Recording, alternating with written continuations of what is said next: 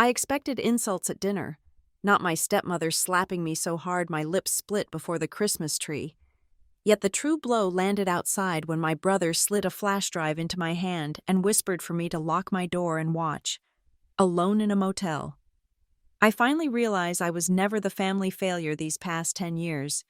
I was just the funding for their performance, and I finally hold the evidence to destroy it. My name is Maya Warren. I'm 32 years old, and for the last 4 years, I've been a remote designer for Luminest Interactive, a tech company that lets me work from anywhere. Tonight, anywhere meant making the 2-hour drive from my apartment in Aurora, Colorado, back to the old family house in the suburbs of Fort Larkin for the annual Christmas Eve dinner. The house, as always, was a perfect picture from the street. Every gable and window frame was outlined in tasteful white icicle lights. The snow on the lawn undisturbed and pristine. It looked warm. It looked like everything Christmas was supposed to be. But as I parked my car behind my father's sedan, I felt the familiar, cold dread settle in my stomach. The twinkling lights were just a facade. The real atmosphere inside was ice, and it emanated directly from my stepmother, Veronica Warren. I walked in, bracing myself, bringing a gust of cold air and the smell of pine. The tree in the living room was enormous, dripping with gold and red ornaments. My half-brother, Ethan, gave me a quick, tight-lipped smile from the sofa, and my father, Gregory, offered a weak wave from his armchair. "Maya, you're late," Veronica said from the kitchen archway. It wasn't a greeting. It was an accusation. She wiped her hands on an apron that probably cost more than my first laptop. "Traffic was bad coming out of the city. Veronica, Merry Christmas." "Dinner's on the table," she said, turning away. The ice was already forming. It was thicker this year, a palpable pressure in the room that made my shoulders ache.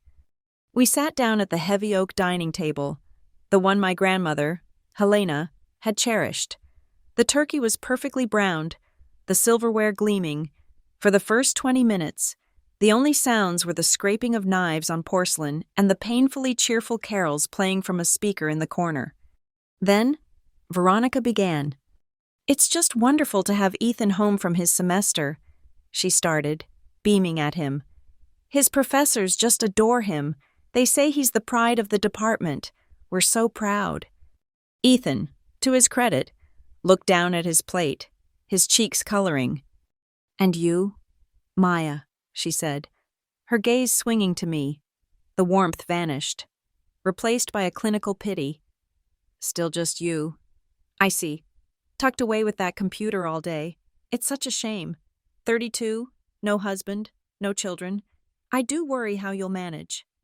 I gripped my fork, my knuckles white. "I'm managing just fine. Veronica, my career is going really well."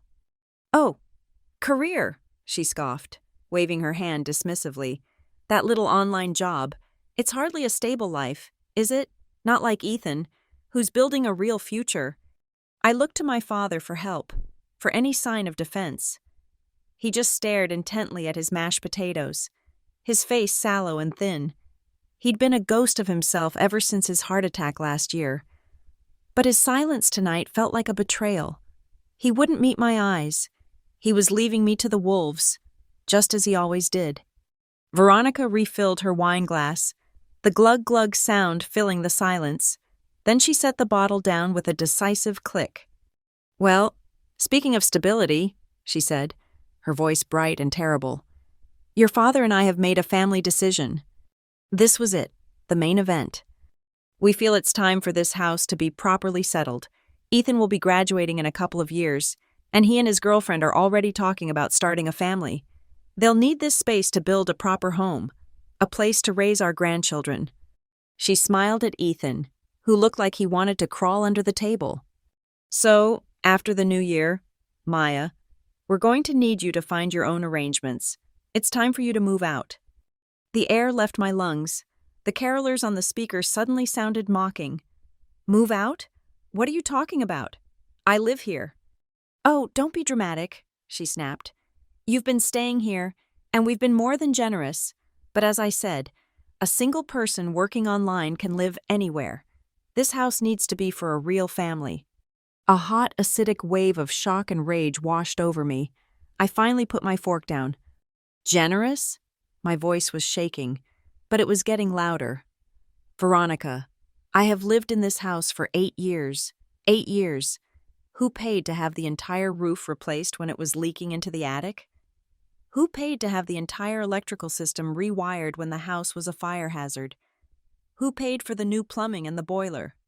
I pointed at the walls around us, the solid, warm walls she was hiding behind. I paid for it. I poured almost all of my savings into this place. While you and Dad barely had enough to cover the groceries, I kept this roof over our heads, not just mine. Veronica's face hardened into a mask of cold fury. You watch your tone. We let you stay here, rent-free, and this is the thanks we get? You're a guest, Maya. You're a guest in our home. A guest? I was standing now, my chair scraping loudly against the hardwood floor. A guest doesn't pay off the bank loan. I paid off the final $35,000 on this house. I saved it from foreclosure. I have the bank statements to prove it. It doesn't matter what you think you paid, Veronica said, her voice dropping to a venomous low. Everything is in my name and your father's name. You are just a guest. You have no claim on anything here. You should be grateful we didn't kick you out sooner. You ungrateful girl. I want to see the paperwork, I demanded. My heart was hammering against my ribs, so hard I thought it might break through. I want to see the deed. I want to see the loan documents I paid off, because I have paid nearly $120,000 into this property. I am not a guest. That was the line. Veronica exploded. She shot up from her chair so fast it nearly toppled. How dare you! She screamed. Her face was purple with rage. Before I could react, she stormed around the table, grabbed my arm in a vice grip, and yanked me away from the table, pulling me into the living room. And then, right there, in the glittering light of the Christmas tree, she raised her hand and slapped me across the face. The sound was sharp, ugly. It cracked through the air, silencing the music. The force of it snapped my head to the side, and I stumbled back. A sharp, metallic taste filled my mouth. My lip was split. The room tilted. I could smell the hot, savory scent of the turkey and the sharp tang of my own blood. A glass ornament on the tree swayed, its tinkling sound deafening in the sudden, awful silence. Veronica! My father's voice was thin, reedy. He had pushed himself halfway out of his chair, his hand trembling. Let's not fight. It's Christmas. He looked terrified, not of what she'd done to me, but of her turning that rage on him. You sit down, Gregory, she spat at him. Ethan jumped up, grabbing his mother's arm. Mom, stop! That's enough! He was holding her back, pretending to de-escalate, but his eyes met mine over her shoulder. It was the strangest look, not pity, not anger. It was something else, something urgent and calculating. It was a look that said, shut up, not now, not yet. I couldn't breathe. I couldn't be in that room for one more second.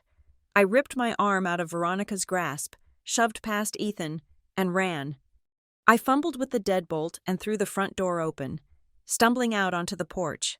The cold air hit my face like another slap, freezing the tears on my cheeks and stinging my split lip. I stood there, shaking, humiliated, tasting blood. I had just been assaulted by my stepmother on Christmas Eve for asking about the money I'd spent to save her home. I wasn't just a guest. I was a parasite, an ATM, a freeloader to be punished when she dared to ask for an accounting. My car keys were in my coat pocket. I fumbled for my gloves, my fingers numb and clumsy. I just had to get out of here. Maya? I spun around. Ethan had followed me out, holding my winter coat. He looked pale, his breath pluming in the frigid air. You forgot this, he said, his voice quiet. He held it open for me, his eyes darting back toward the closed door. I shoved my arms in, my whole body trembling with cold and adrenaline. As he straightened the collar, he leaned in close, pretending to fix the lapel. His hand slipped into my coat pocket, the one my keys weren't in. I felt something small, hard, and cold press against my palm. A flash drive. He leaned in until his lips were almost touching my ear. His voice was a bare whisper, running with a desperate, shaky energy. "Don't come back to the house tonight. Go to a hotel. Go anywhere safe. And lock the door." He pulled back just enough to look me in the eyes. His were wide with a fear I didn't understand. "Watch this," he whispered, nodding toward my pocket. "And Maya, don't believe anything Veronica has told you. About anything." I stared at him, my mind blank with confusion. What was he talking about? What was on the drive? Before I could form a word, the front door was ripped open again. "Ethan, get back in this house. Now! Leave her out there to freeze if she wants to act like a child." Veronica stood silhouetted in the warm light, her face a mask of contempt. Ethan's expression snapped shut. He became the dutiful son again. "Coming, Mom." He gave me one last, fleeting look, then turned his back on me and walked inside. The door slammed shut, leaving me alone in the freezing dark, the sound of the deadbolt sliding home echoing in the night. I stood there for a moment, the silence of the snowy street broken only by my own ragged breathing. Then, I ran to my car, my boots crunching in the snow. I didn't look back. I drove out of the neighborhood, the festive lights blurring through my tears. My hand instinctively went to my pocket, my fingers closing around the small, sharp edges of the flash drive. It felt like a bomb, ticking down to an explosion I couldn't yet see. My gut twisted with a new, strange premonition. This was not just about a fight. This was not just about moving out. My intuition screamed at me, loud and clear. This Christmas Eve was the last time I would ever let them treat me like this again. I didn't drive back to Aurora. I couldn't. The 2-hour drive felt impossible, a mountain I couldn't climb. Instead, I pulled off the highway about 10 miles from Fort Larkin and checked into the first place I saw, the Starlight Motel. The neon sign outside was missing its S and cast a sickly pink glow over the parking lot. My room smelled like bleach and stale cigarettes. I locked the deadbolt. Just as Ethan had said, I slid the chain lock into place. I stood for a long time, just leaning against the flimsy door, my coat still on. My lip throbbed with a dull, steady ache. I could still taste the blood. Why had he told me not to go back? The warning was specific. "Don't come back to the house tonight," as if something worse than a slap was waiting for me. I shuddered, imagining Veronica standing over my bed. Or worse, my father being coerced into some new, awful confrontation. My hand was still in my pocket, wrapped around the tiny flash drive. I pulled it out and sat on the edge of the bed, the scratchy, burnt-orange bedspread rough against my legs. I stared at the little piece of black plastic. It was a key, or a bomb, maybe both. My laptop was in my bag. I could plug it in right now. But I hesitated. I needed to understand how I got here. Sitting in a cheap motel on Christmas Eve while my family ate pie in the house I had paid for. I needed to trace the path that led from responsible daughter to trespasser. The memories came easily, rising up to fill the sterile room. It started 8 years ago, right after my grandmother, Helena Warren, died. Helena had been the glue. She was my father's mother, and she'd been my only real anchor in that house after my own mother passed and my father married Veronica. When Helena died, the house seemed to sigh in relief, finally free of her stern, watchful of Veronica gaze. I was living in a cramped but cheap apartment in Aurora, just starting to make a name for myself at Luminest Interactive, saving every dime I could for a down payment on a small condo. Then came the phone call from Veronica. I remember I was at my desk, looking at listings. Her voice on the phone was a masterpiece of controlled panic. "Maya, thank God, it's a disaster. Your father is beside himself." "What's wrong, Veronica?" "It's the house, honey, Helena. She wasn't well at the end. She let things go. We just got a notice. The property taxes, they're 3 years behind. And the roof, Maya. The roofer said it's about to collapse. The furnace is on its last legs. We're going to lose the house. We're going to lose your father's childhood home." She cried. They were wet, gulping sobs that made my stomach clench with guilt. "We just don't have it, Maya. Not with Gregory's health. What are we going to do?" Then, the hook. I was thinking, "You're working from home now, aren't you? That wonderful job of yours. What if you just came home? Just for a little while. Just to help us get back on our feet. We could tackle this together, as a family." My promotion had just been finalized. The company was shifting to a remote-first policy. It felt like a sign. It felt like my responsibility. I was the older daughter, the successful one. I could afford to help. My condo plans could wait. "It's just temporary," I told my friends, packing my boxes. "Just until they're stable." I moved back home, and the crises never stopped. The first 3 years were a blur of financial triage. It seemed every single month, just as I was about to transfer some money into my own savings, a new disaster would strike. "Maya, the pipes in the basement just burst. There's water everywhere." "Maya, the inspector said the wiring is a fire hazard. We have to replace the whole system." "Maya, your father's medical bills. The insurance didn't cover his last procedure." And each time, I was the one who swiped the card. I was the one who drained my accounts. I remember the numbers because I obsessed over them, watching my condo dream get further and further away. $18,000 to replace the roof. $27,000 for the new plumbing and the electrical rewiring.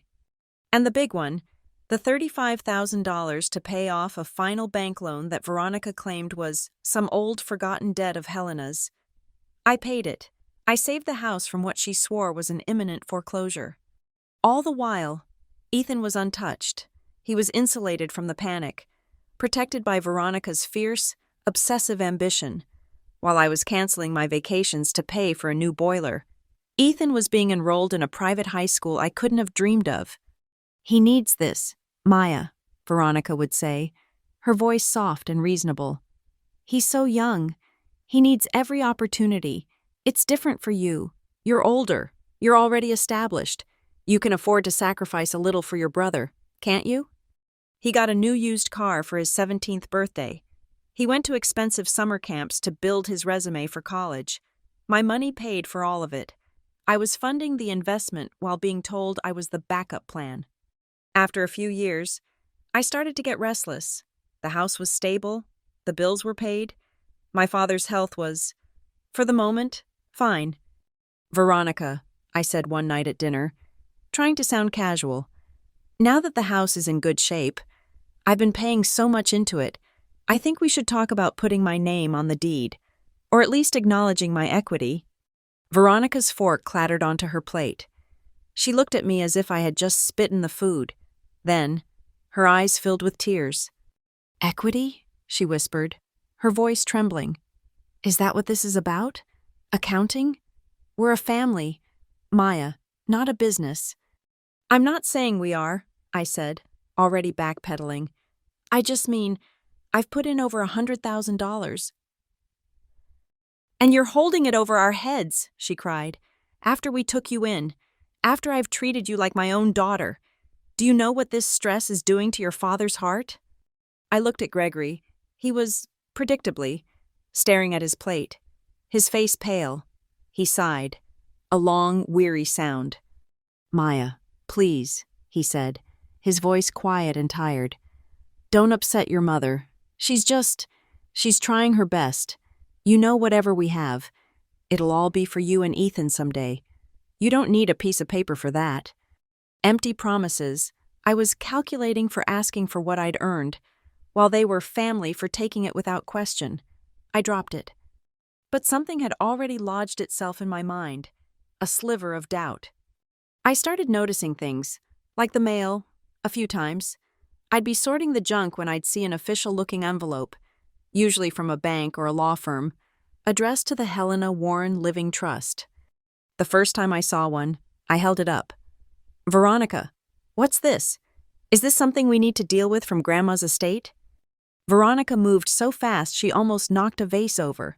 She snatched the envelope from my hand, her eyes flashing. "That's just old paperwork. Junk mail? It's nothing. I'll take care of it. She ripped it open and stuffed it into her purse before I could even see the letterhead. After that, she started getting the mail before I could. Ethan seemed to glide through this all, blissfully unaware, or I thought he was. He was exempt from all responsibility. I remember one evening I was stressing over another surprise property tax hike, muttering to myself in the kitchen. Veronica walked in with Ethan, laughing about something his teacher had said. She glanced at the bill in my hand and sighed dramatically. "Oh, Maya, don't you worry your little head," she said, turning to Ethan. "Your sister just likes to worry. It's her nature. Don't pay her any mind, honey." Ethan gave me that same tight, forced smile I'd seen tonight. The smile of someone who knew, on some level, that the ground beneath his feet was paid for by the person being dismissed.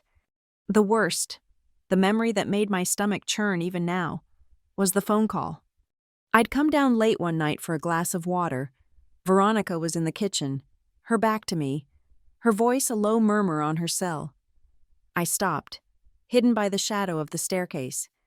"I'm handling it," she was saying. "No, he's fine. Just keep him comfortable." A pause. "Listen, as long as she feels guilty, she'll keep paying. It's working." My blood went cold. "Just let her think she's helping her father," Veronica continued, her voice hardening. "It's better that way. Just don't let her know about the trust. She starts asking about the trust, and the whole thing falls apart." At the time, I didn't understand. The trust. It was the same name from the envelopes. I'd assumed it was just a legal term, something dry and boring. I was terrified. I told myself I was being paranoid. This was my family. They couldn't. From the day my mother died, I'd been taught that family must trust each other. I'd clung to that belief because the alternative was too terrifying. I'd chosen to believe I was paranoid. In the last 2 years, I'd started trying to leave. My salary at Luminest had grown. I finally had enough for a down payment again. I was looking at a beautiful little condo in Aurora. I had the pre-approval letter. I made the mistake of mentioning it at dinner. I might be moving out in the spring. 2 days later, Veronica called me at work, hysterical. Gregory had slipped and broken his wrist. The hospital bills were overwhelming. They needed me. I stayed. I paid. The condo was sold to someone else. 6 months ago, I tried again. This time, I didn't tell them. I was ready to put an offer in. Suddenly, the property taxes unexpectedly doubled. Due to a reassessment, Veronica was in tears. "We'll be on the street. Maya, we'll be homeless." I caved. I caved again. I paid the bill, and my down payment was gone. Now, sitting on this scratchy motel bed, my lips swollen and stinging, the pieces clicked into place. It wasn't a series of unfortunate events. It wasn't bad luck. It was a system. 8 years of staying wasn't 8 years of helping. It was 8 years of being systematically, carefully, and purposefully drained. I was the mine, and they were the miners, taking everything they could until I was hollow. And Veronica's slap tonight wasn't a loss of control. It was a business decision. I had finally stopped being a productive asset and started being a liability, and I had to be removed. I looked at the flash drive. It felt hot in my hand, burning with the weight of 8 years of lies. Ethan, he had given this to me. He'd been the golden child, the one it was all for, but he had been there, watching, listening. If he, the one who benefited most, had decided to fan his own mother, if he had decided to burn it all down. It meant the truth was infinitely worse than I'd even begun to imagine. The neon light from the motel sign buzzed outside my window, casting long, rhythmic shadows across the cheap bedspread. I sat with my laptop balanced on my knees, the black USB drive tight in my palm. My hands were shaking so badly that it took me 3 tries to align the connector with the port. When I finally pushed it in, the computer chimed, a cheerful little sound that felt grotesque in the silence of the room. A window popped up on the screen. There was only one folder inside. It was named simply, "For Maya Only." I stared at the cursor hovering over the folder. My heart was hammering against my ribs, a frantic rhythm that made my breath hitch. Ethan had told me to lock the door. He had looked terrified. I clicked. The folder opened to reveal 4 subfolders labeled Video, Audio, Docs, and a single text file named Please Read Me First, TXT. I opened the text file.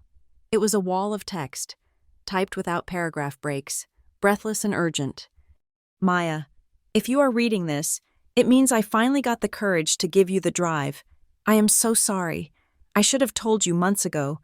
But she threatened me. She said she would cut off my tuition and kick me out if I ever went against the family. But I cannot watch this anymore. About a year ago, I heard Mom on the phone with the bank. She was arguing about a home equity line of credit, a HELOC. The banker must have asked about the owner because Mom shouted that she was the owner, not you. But then she got quiet and asked if the beneficial owner status would show up on the title search. That is when I knew something was wrong. I waited until they went out for their anniversary dinner and I guessed the password to the desktop in her office. It was just her birthday. I found a hidden folder deep in the system files. Maya, everything you think about the house is a lie. Please look at the documents first, then the videos. Do not trust them. Do not go back there without a lawyer. I am sorry I was a coward. I read the last line twice. I'm sorry I was a coward. My little brother, the golden boy, the one who had everything handed to him, was apologizing to me. I closed the text file and opened the folder marked Docs. The first file was a PDF titled Scanned Original Trust Helena Warren. I opened it. It was a high-resolution scan of a legal document, yellowed slightly at the edges. I scrolled past the dense legal jargon until I reached the section labeled Distribution of Assets. My eyes scanned the lines, my breath catching in my throat. Upon the death of the grantor, Helena Warren, the property located at 42 Oak Creek Lane shall be held in trust for the benefit of Gregory Warren and Veronica Warren for the duration of their natural lives or until the youngest grandchild reaches the age of majority, whichever comes first. However, notwithstanding the foregoing, full legal and equitable title to the property shall transfer automatically and irrevocably to the eldest grandchild, Maya Elizabeth Warren, upon her 30th birthday. I stopped reading. The room seemed to spin.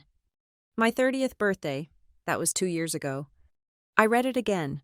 Transfer automatically and irrevocably. For the last 2 years, I had not been a guest in their home. I had been the owner.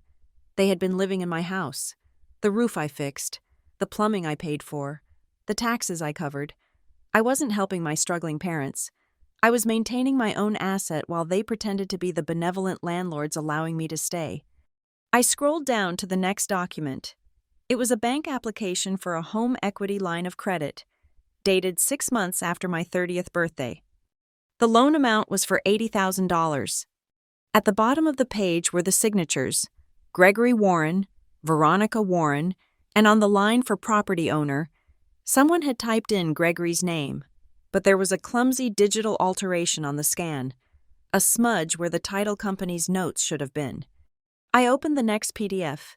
It was a letter from the bank, addressed to Veronica, confirming the disbursement of funds, $80,000, borrowed against the equity of a house that legally belonged to me. Where had that money gone? They were always broke. They were always crying poverty. I closed the document folder and opened the one marked Audio. There were 5 files, all dated within the last year. I clicked the first one. The sound was muffled at first, the distinctive rustle of a phone moving in a pocket. Then it cleared. It was Veronica's voice. She sounded relaxed, likely drinking wine. "Oh, I know," Veronica said. She was laughing. "It is ridiculous. But she has this complex. You know? She thinks she has to save everyone. It makes her feel important." Another voice, a woman I didn't recognize, murmured something in agreement. "She is stupid, honestly," Veronica continued. Her voice was sharp, cutting through the static. "She thinks she is paying off our debts. I just let her pay the HELOC interest. As long as she thinks she is keeping the roof over her father's head, she will keep writing checks. We just have to keep her feeling guilty. If she ever figures out she actually owns the place, we are screwed. So we just keep her down. Keep her feeling like the charity case. I felt bile rise in my throat. I paused the track. She is stupid. I played the next one. This one was quieter. Recorded inside the house. It was my father's voice. Veronica, I don't know, Gregory said. He sounded weak, pathetic. I feel bad. Maya is working so hard, and that is her money. Helena wanted her to have the house. Oh, shut up, Gregory, Veronica snapped. The venom in her voice was startling. Helena was a senile old bat who hated me. She only left it to Maya to spite me. Besides, Maya owes you. You raised her. You fed her. She lived here rent-free for 18 years. She is just paying you back. Don't you dare get soft on me now. We need that equity line for Ethan's grad school fund. My hand flew to my mouth. The $80,000. It wasn't for medical bills. It wasn't for repairs. It was for Ethan. They had mortgaged my house, without my knowledge, to pay for the golden child's future, while telling me I was a burden. I was shaking so hard I had to put the laptop on the bed. I stood up and walked to the bathroom, splashing cold water on my face. The sting of the split lip Veronica gave me was a sharp reminder of reality. Don't you dare get soft on me now. I went back to the computer. I had to see the rest. I opened the video folder. There were 2 files.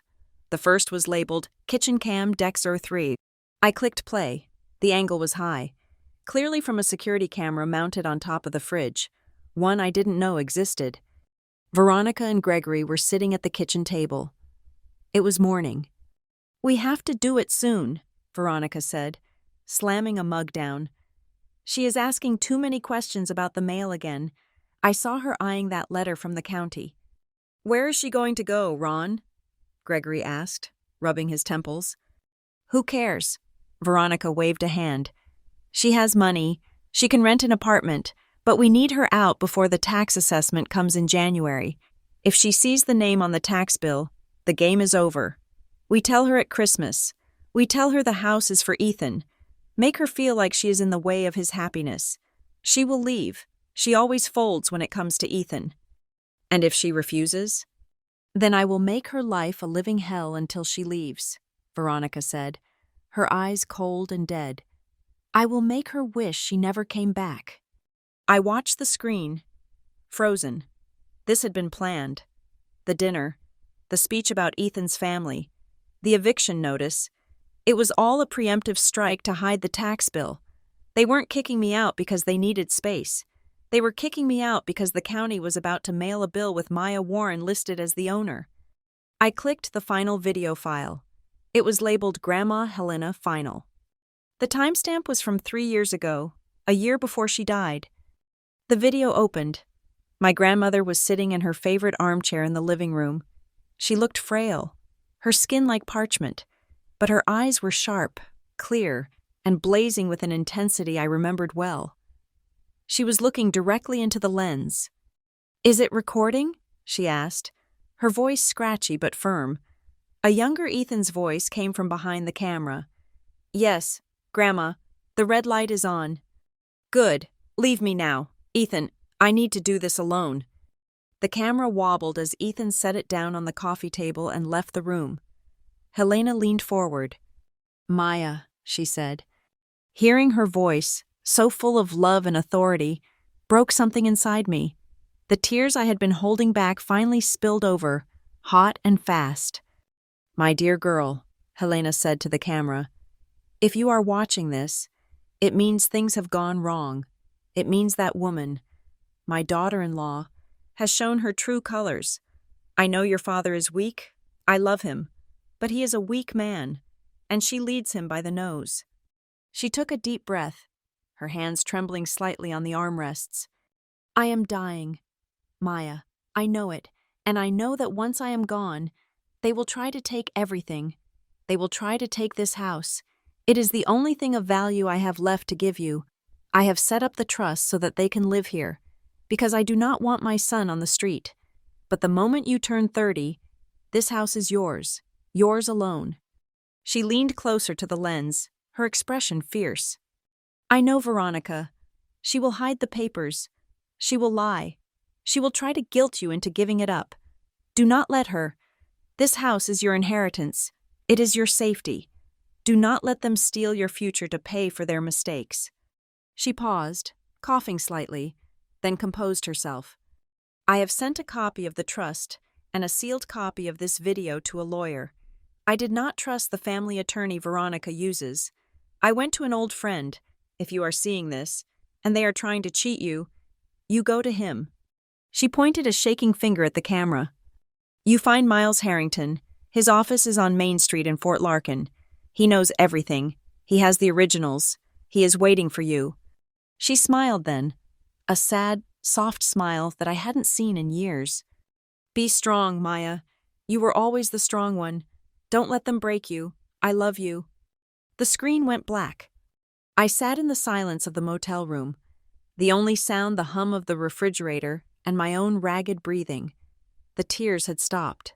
A cold, hard clarity was settling over me, replacing the shock. For 8 years, I had been the dutiful daughter. I had been the safety net.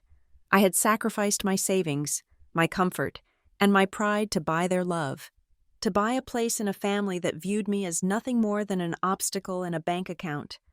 I looked at the date on the computer screen, December 25th, Christmas morning. I wasn't a victim anymore. I was the owner of the house they were sleeping in. I was the owner of the roof over their heads.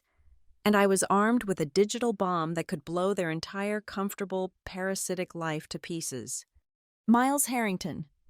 I repeated the name in my head. Miles Harrington. I reached for my phone. I didn't care that it was Christmas. I didn't care that it was 4 a.m. I was going to find this man, and then I was going to take back what was mine.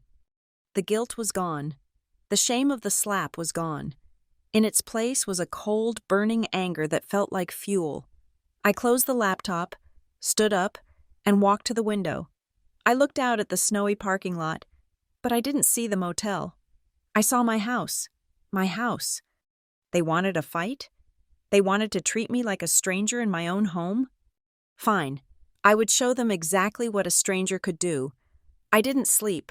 I don't think I even blinked.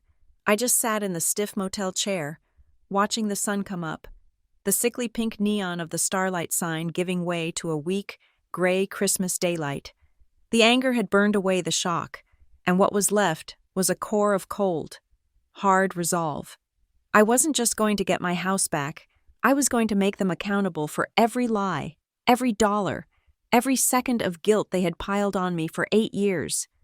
My lip was swollen and purple, a constant, dull throb. I took a picture of it with my phone.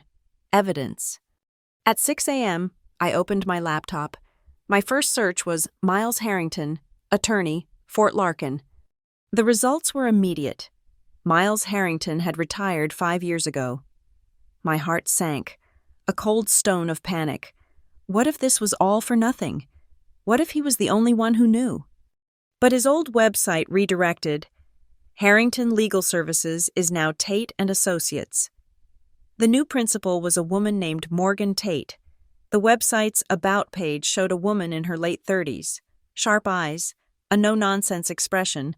Her bio was short and brutal. Specializing in trust litigation, estate fraud, and complex financial disputes, we fight for what's yours.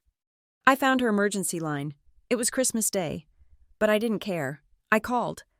A crisp, awake voice answered on the second ring. "Tate?" "My name is Maya Warren," I said, my voice shaking. "I'm sorry to call on Christmas. My grandmother, Helena Warren, left a video. She said to find Miles Harrington. I think it's fraud." There was a pause. "Harrington's file on Helena Warren is in our archives. I can be at the office in 1 hour. 22 Main Street. The red brick building." The line clicked dead.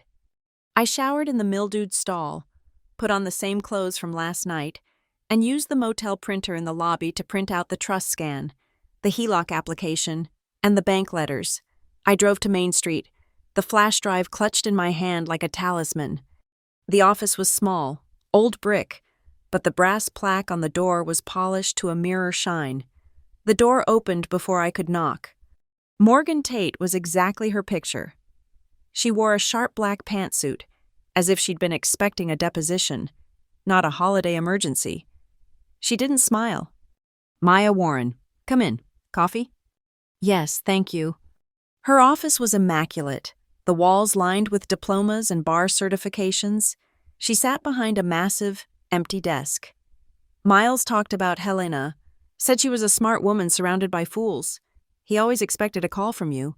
So, what did the fools do? I didn't know where to start. I just pushed the stack of papers across the desk. Then, I handed her the USB drive. "It's all in there. My grandmother left a video." Morgan plugged the drive into her monitor. She read the text file from Ethan first, her expression unreadable. She scanned the documents, her eyes moving fast. 18,000 for the roof, 27 for the wiring, 35 for the bank loan, 120,000 total. You said? Around that, yes. And your 30th birthday was 2 years ago? Yes. She opened the HELOC 6 months after your birthday, after the title legally transferred to you. Okay. She clicked on the video folder. Let's see what Helena had to say. She turned the monitor so we could both watch. Helena's face filled the screen. Morgan listened to the entire video, her face perfectly neutral. When Helena pointed at the camera and said, "Find Miles Harrington," Morgan nodded slightly, as if in greeting. When the video finished, she turned the monitor back to her. She folded her hands on the desk. "Well," she said, her voice sharp and cold as ice, "this is not a family dispute, Ms. Warren.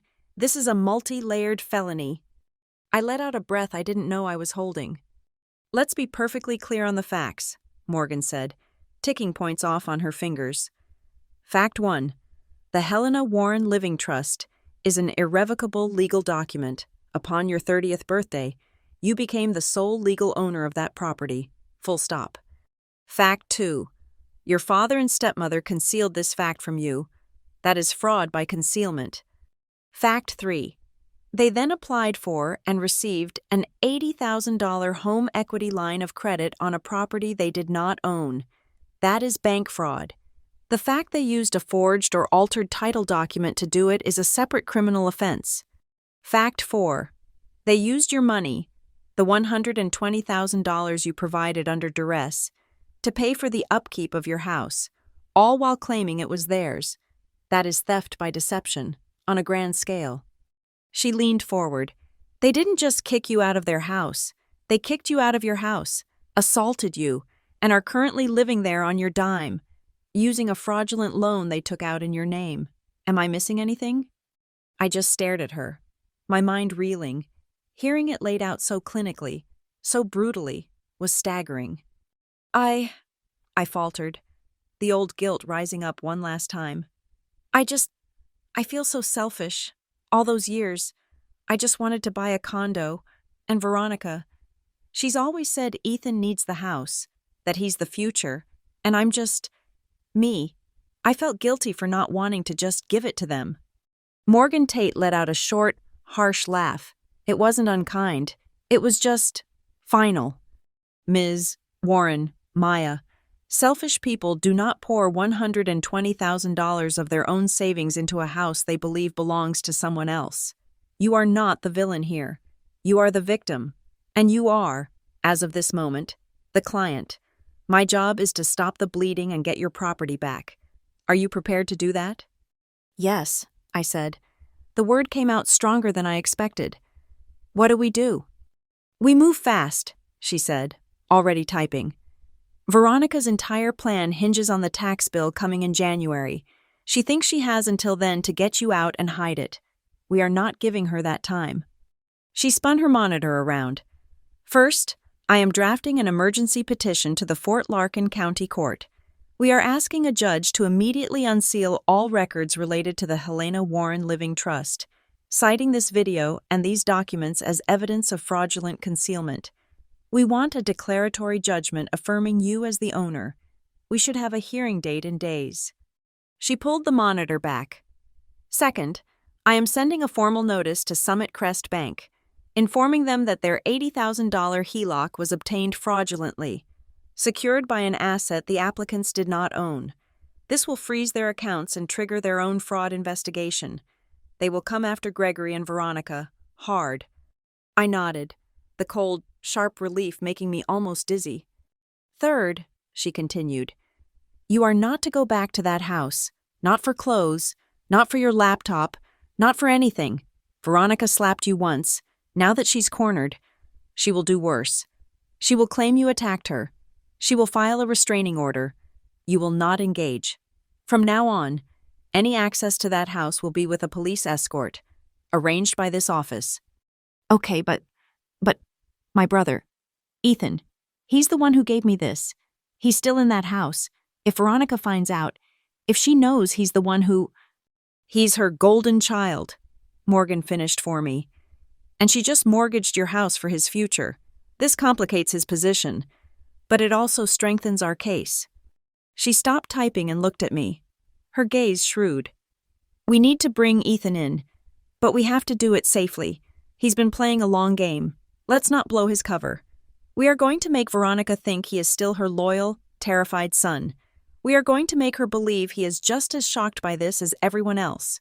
In reality, he is our primary witness. Can you get a message to him? I think so. He texted me last night. Good. Tell him to sit tight, say nothing, and act horrified when the letters from my office arrive. Tell him to play the victim, too. His time to talk will be in a courtroom, not at the dinner table. While I spoke, she was already composing another email. I'm sending this to the County Recorder of Deeds right now. I'm attaching Ethan's scanned copy of the trust and requesting an immediate verification against the official copy in their vault. This move, right here. She clicked the mouse. Just lock the door. Veronica can no longer go down there and try to alter or destroy the original. The trap is set. She printed out a retainer agreement. My fee is steep, but in a case of clear financial malfeasance like this, we will be petitioning the court to have Gregory and Veronica pay every cent of your legal bills as part of the settlement. I signed the paper. As I wrote my name, I felt a physical weight lift from my shoulders. For 8 years, I had been alone, fighting a battle I didn't even know I was in. Now, I had a general. I stood up, my legs feeling steadier. Thank you, Morgan. On Christmas. Fraud doesn't take holidays, she said. Walking me to the door, she handed me a small, thick business card. Their lawyer, whoever that idiot is, will call you. They will try to guilt-trip you. They will call you ungrateful, heartless, a bad daughter. You will not speak to them. You will hang up and call me. Understand? Yes. Good. She paused, her hand on the doorknob. One last thing. Their lawyer is going to throw emotion at you. Don't throw it back. You have something better. Remember this. Paper doesn't have emotions. Paper doesn't lie. Stick to the paper. The paper will win. I walked out of the red brick building into the bright, cold Christmas daylight. The town was silent. Everyone inside opening presents, unaware of the war that had just been declared. I got in my car and started the drive back to Aurora. I was halfway home when my phone buzzed. It was a new text from Ethan. It contained only 3 words. Don't worry about me. Beneath it was an image. It was a screenshot of a text conversation from Veronica's phone, sent late last night after I'd left. The recipient was one of her golfing friends. Veronica's text read, "This Christmas. I'm kicking her out for good. She finally crossed the line. Time for the little parasite to go." I looked at the message, at the word parasite. I looked at my swollen lip in the rearview mirror. I gripped the steering wheel, my knuckles white. I wasn't a parasite. I wasn't a victim. I wasn't the ungrateful daughter. I was the owner. And as I merged onto the highway, I felt the last 8 years of shame and guilt peel away, replaced by the clean, cold, beautiful certainty of the fight to come. I wasn't just driving back to my apartment. I was driving to war. As I drove back to Aurora, the car humming on the dark highway, my mind was not on Veronica, or my father, or even the house.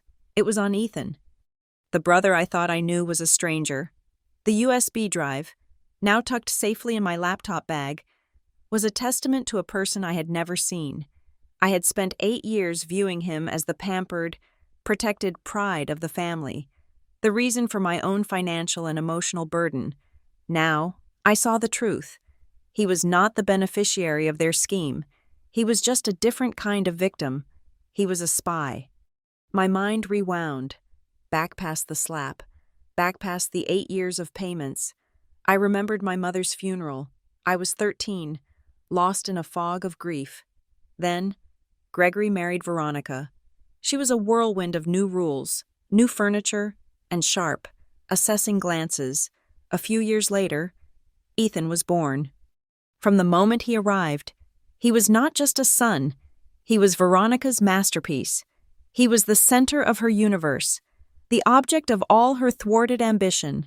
I, the morose, grieving stepdaughter, was a flaw in her perfect new life. Ethan was the do-over. I was jealous. At first, bitterly jealous. He got the soft smiles, the new clothes, the boundless praise. I got, "Maya, why is your face like that?"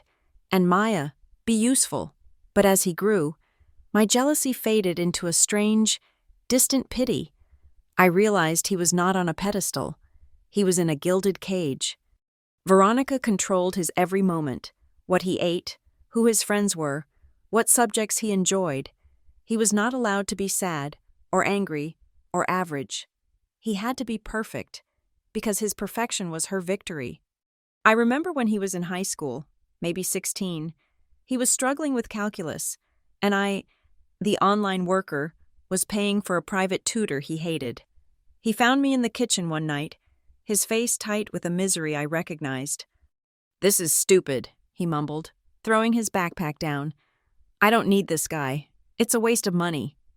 It's just to help you, Ethan," I said, surprised he'd even noticed the cost. "It's a waste of your money," he clarified, his voice low. "Why do you have to pay for everything?" Before I could answer, Veronica swept in. "What's this?" "I don't want the tutor," Ethan said, his shoulders set. "It's not fair that Maya has to—" He never finished. Veronica's face crumpled. It was a performance I knew well, but it was new to him. Her eyes welled with tears. "Not fair? Is that what you think? I suppose it's not fair that I've given up my entire life for you children? That I work my fingers to the bone to give you a good home? I sacrifice everything. Ethan, and you call me unfair?" Ethan, a 16-year-old boy, was completely disarmed. He shrank under the deluge of her weaponized guilt. "No, Mom, I didn't mean—" "It's fine," she sniffled, turning away. "I'll just cancel the tutor. You can fail. It's fine. It's just my entire life's work down the drain." He was silent. He took the tutoring. He never questioned the money again, at least not in front of me. He just got quiet. That's when it started. I see it now. The silence. The double life. I had missed so many other signs. I thought back to 2 years ago. Right after my 30th birthday, the invisible line I had crossed without knowing. I was in the house for a visit, and I came downstairs late at night. I saw my father, Gregory, sitting at the kitchen table in the dark, a single sheet of paper in his hand, a bank statement. He was shaking. I heard him whisper to himself, a dry, terrified sound. "If she finds out, oh God, if she ever finds out, she will never forgive me." At the time, I thought he was talking about Veronica. I thought he'd hidden a credit card bill from her. I quietly went back upstairs, not wanting to get caught in their drama. Now I knew the truth. He wasn't talking about Veronica. He was talking about me. That must have been the first statement from the HELOC, the first bill for the $80,000 they stole from me. And Ethan, in his text file, mentioned he had overheard a call a year ago. That must have been the moment his vague suspicions turned into cold, hard facts. He had heard Veronica on the phone with Summit Crest Bank, arguing. He had heard the banker, trying to placate her, use the term beneficial owner. He had heard my name. Suddenly, his mother's obsession with secrecy, the locked office, the frantic shuffling of papers whenever he came in, it all made sense. He was not just the golden child, he was the unwitting beneficiary of a massive fraud. I pictured him, quiet, observant Ethan, guessing his mother's simple, arrogant password, her own birthday. I pictured him finding the hidden folder, not just the trust, but the HELOC, the bank statements, the receipts, realizing that his entire college fund, his opportunities, were all stolen, paid for by the sister he'd been taught to see as a quiet, worrying failure. What a burden, what a horrifying, lonely discovery for a 20-year-old to make. He must have been gathering those files for a year, taking pictures with his phone when Veronica was in the shower, waiting until she and my father went out, then frantically scanning documents, saving them to a folder, and covering his tracks, then moving it all to that on tiny black USB drive. I realized, with a new wave of sickness, that Veronica's recent talk, the things she'd said at dinner, had a new, awful context. This house is for Ethan. That wasn't for her benefit, it was for his. She was trying to buy his silence, to make him a co-conspirator. She was rewarding him with the house she had stolen from me. And that must have been what disgusted him, the realization that he was being gifted the spoils of a war he never wanted, a war waged against the one person who had been genuinely kind to him. He must have tried to stop it. I could almost hear him, trying to reason with our father. "Dad, are you sure Grandma Helena wanted this? Or, is this really fair to Maya?" And I could picture Veronica's response, sweeping in, her voice sharp. "Gregory, it's time for your medicine. Gregory, let's not upset ourselves. Ethan, your father is tired. Don't bother him with these things." She would have cut off any alliance before it could form. She would have isolated them from each other. Ethan must have looked at our father, pale, weak, and terrified of his own wife, and realized there was no help there. Gregory wasn't a partner. He was a hostage, one who had long since fallen in love with his captor. He had chosen his false, quiet peace over his own children. So Ethan had to make a choice, and he began to play the game. He became the two-faced son. I saw it now, his gushing agreement with his mother, his faint, dismissive comments about me. "Yeah, Mom, Maya just doesn't get the real world. You're right, this house is a lot for her." He was agreeing. He was huddling closer, making himself indispensable, making her trust him, all while he was sitting in his bedroom, documenting her crimes, one file at a time. He was an operative, deep in enemy territory, and his cover was the dutiful son. The final decision must have been hell.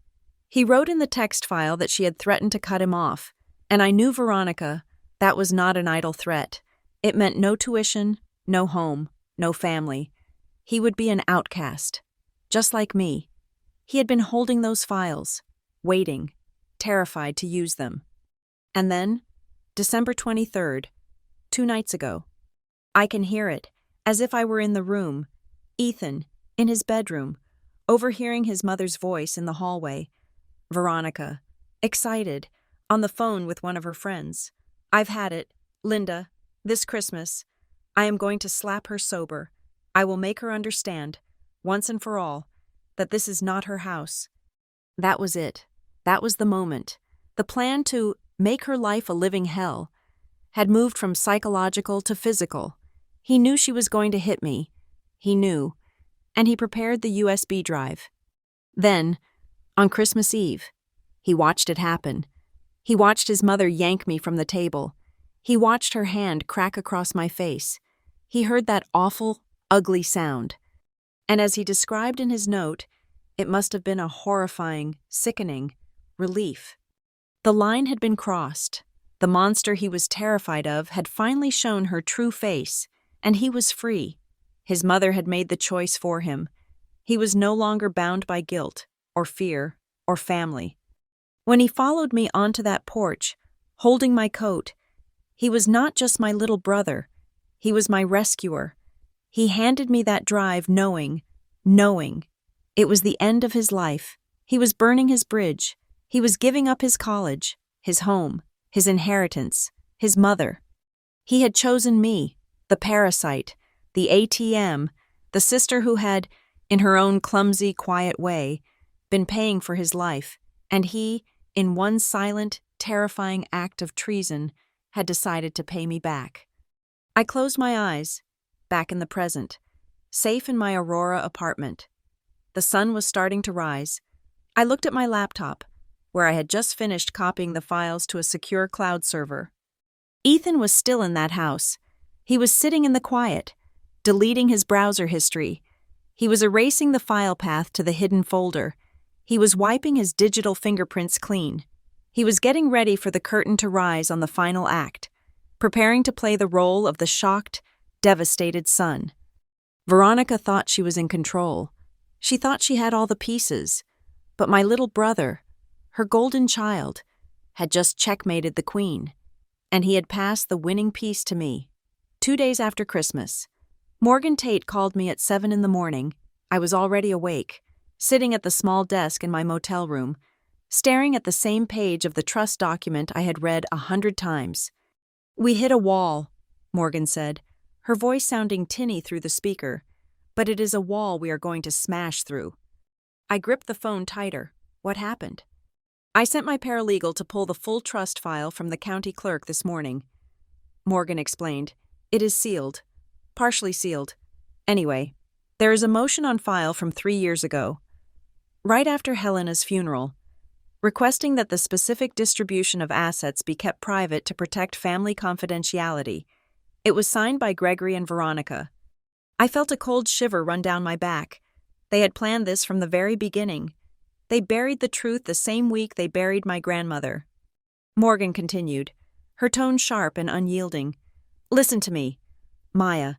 People do not seal records that benefit them. They do not hide wills that leave them everything. There are only 2 reasons to seal a probate file. One is shame. The other is crime. In this case, we have both." "What do we do?" I asked. "We go to court," she said. "Today, I filed an emergency motion an hour ago. We are alleging that the sealing was done in bad faith to facilitate fraud. I attached the video from the USB drive as Exhibit A. The judge has granted us an emergency hearing at 2 this afternoon. Put on something professional and meet me at the courthouse steps at 1:30. The Fort Larkin County Courthouse was a massive, intimidating structure of gray stone, looming over the town square like a judgment. For years, I had driven past it without a second thought. Today, walking up those wide concrete steps, I felt like I was walking into the mouth of a beast. But for the first time, I wasn't walking in alone. Morgan was beside me, her heels clicking rhythmically on the pavement, carrying a leather briefcase that looked heavy enough to bludgeon someone with. Inside, the air smelled of floor wax and stale coffee. We waited in the hallway outside courtroom 4B. 10 minutes before the hearing, the elevator doors opened and they stepped out. Paul Hemsworth led the way. I recognized him from billboards on the highway. He was a large man, red-faced and sweating despite the winter chill, wearing a suit that looked expensive but fit him poorly around the middle. Behind him were Veronica and my father. When Veronica saw me, she stopped dead. She was wearing her best grieving mother outfit, a modest black coat and a scarf, her makeup done to make her look pale and fragile. But her eyes were blazing with a fury that could have melted the linoleum floor. "Maya," she hissed, starting to move toward me. "How dare you drag us here? Do you have any idea how embarrassing this is?" Morgan stepped in front of me. She didn't raise her voice. She didn't even look angry. She just looked bored. "Ms. Warren, you are represented by counsel," she said to Veronica. "Speak to your attorney, not my client." Hemsworth put a hand on Veronica's shoulder, pulling her back. He gave Morgan a greasy, patronizing smile. "Morgan, good to see you. Can't we settle this in the hallway? It is just a family misunderstanding. The girl is upset about a holiday argument. No need to waste the judge's time." Morgan didn't smile back. "Save it for the bench. Paul." Inside the courtroom, the atmosphere was heavy and silent. Judge Caldwell was a stern-looking woman with glasses perched on the end of her nose. She flipped through the motion Morgan had filed. her expression unreadable. Hemsworth stood up first. He buttoned his jacket, trying to look authoritative. "Your Honor, this is a frivolous motion," he began, his voice booming slightly more than necessary. The Warren family requested privacy for the trust details simply to avoid community gossip. It is a standard procedure for prominent families. Ms. Maya Warren, the petitioner, has been living in the family home for 8 years. She has been clothed, fed, and sheltered by her parents. She has been provided for entirely now, after a minor domestic dispute. She is trying to weaponize her grandmother's estate to humiliate the people who took her in. I sat there, digging my fingernails into my palms, clothed, fed, sheltered. The words burned. Morgan stood up. She didn't boom. She spoke with a quiet, lethal precision that made everyone in the room lean forward. "Your Honor, Mr. Hemsworth claims his clients provided for my client. The evidence will show that they provided for her using her own money. They sheltered her in a house she legally owned, and they fed her lies while secretly mortgaging her property to the tune of $80,000. Hemsworth sputtered, "Objection! That is speculation." Morgan didn't even look at him. She held up the USB drive. "We are not speculating, Your Honor. We have testimony from the grantor herself." Judge Caldwell looked over her glasses. "The video mentioned in the motion?" "Yes, Your Honor." "Play it," the judge ordered. The court clerk plugged the drive into the AV system. A large screen on the wall flickered to life. The room went silent. And then, there she was, Helena Warren, my grandmother. Her voice filled the courtroom, raspy but clear. "If you are watching this, Maya, it means my daughter-in-law has shown her true colors." I heard Veronica gasp from the other table. I didn't look at her. I kept my eyes glued to the screen, watching the woman who had loved me enough to foresee this nightmare. I know Veronica. She will hide the papers. She will lie. She will try to guilt you into giving it up. Do not let her. This house is your inheritance. When the video ended, the silence in the room was absolute. It was heavy, suffocating. It was the sound of a narrative shattering. Hemsworth looked like he had been punched in the stomach. He stood up, wiping sweat from his forehead. "Your Honor, obviously Helena Warren she was not in her right mind at the end. We all know dementia can make the elderly paranoid." Judge Caldwell cut him off with a voice like a slamming door. "Mr. Hemsworth." In that video, Mrs. Warren appeared lucid, articulate, and painfully prescient. She predicted exactly what your clients are currently accused of doing. Do you have any medical evidence from that time period proving incompetence? Hemsworth opened his mouth, then closed it. "No, Your Honor." "Then sit down." The judge turned her attention to the files on her desk. She signed a document with a sharp, decisive scratch of her pen. "The motion to unseal the Helena Warren Living Trust is granted immediately. The court recognizes the provision transferring full legal title of the property at 42 Oak Creek Lane to Maya Elizabeth Warren upon her 30th birthday." She looked up, her eyes locking on my father and Veronica. "Furthermore, based on the prima facie evidence of fraud and the unauthorized encumbrance of the property via the HELOC, I am granting the petitioner's request for a temporary restraining order regarding the residence." Hemsworth shot up. "Your Honor, you are evicting my clients from their home? It is the middle of winter." Judge Caldwell didn't blink. "It is not their home, Counselor. It hasn't been for 2 years.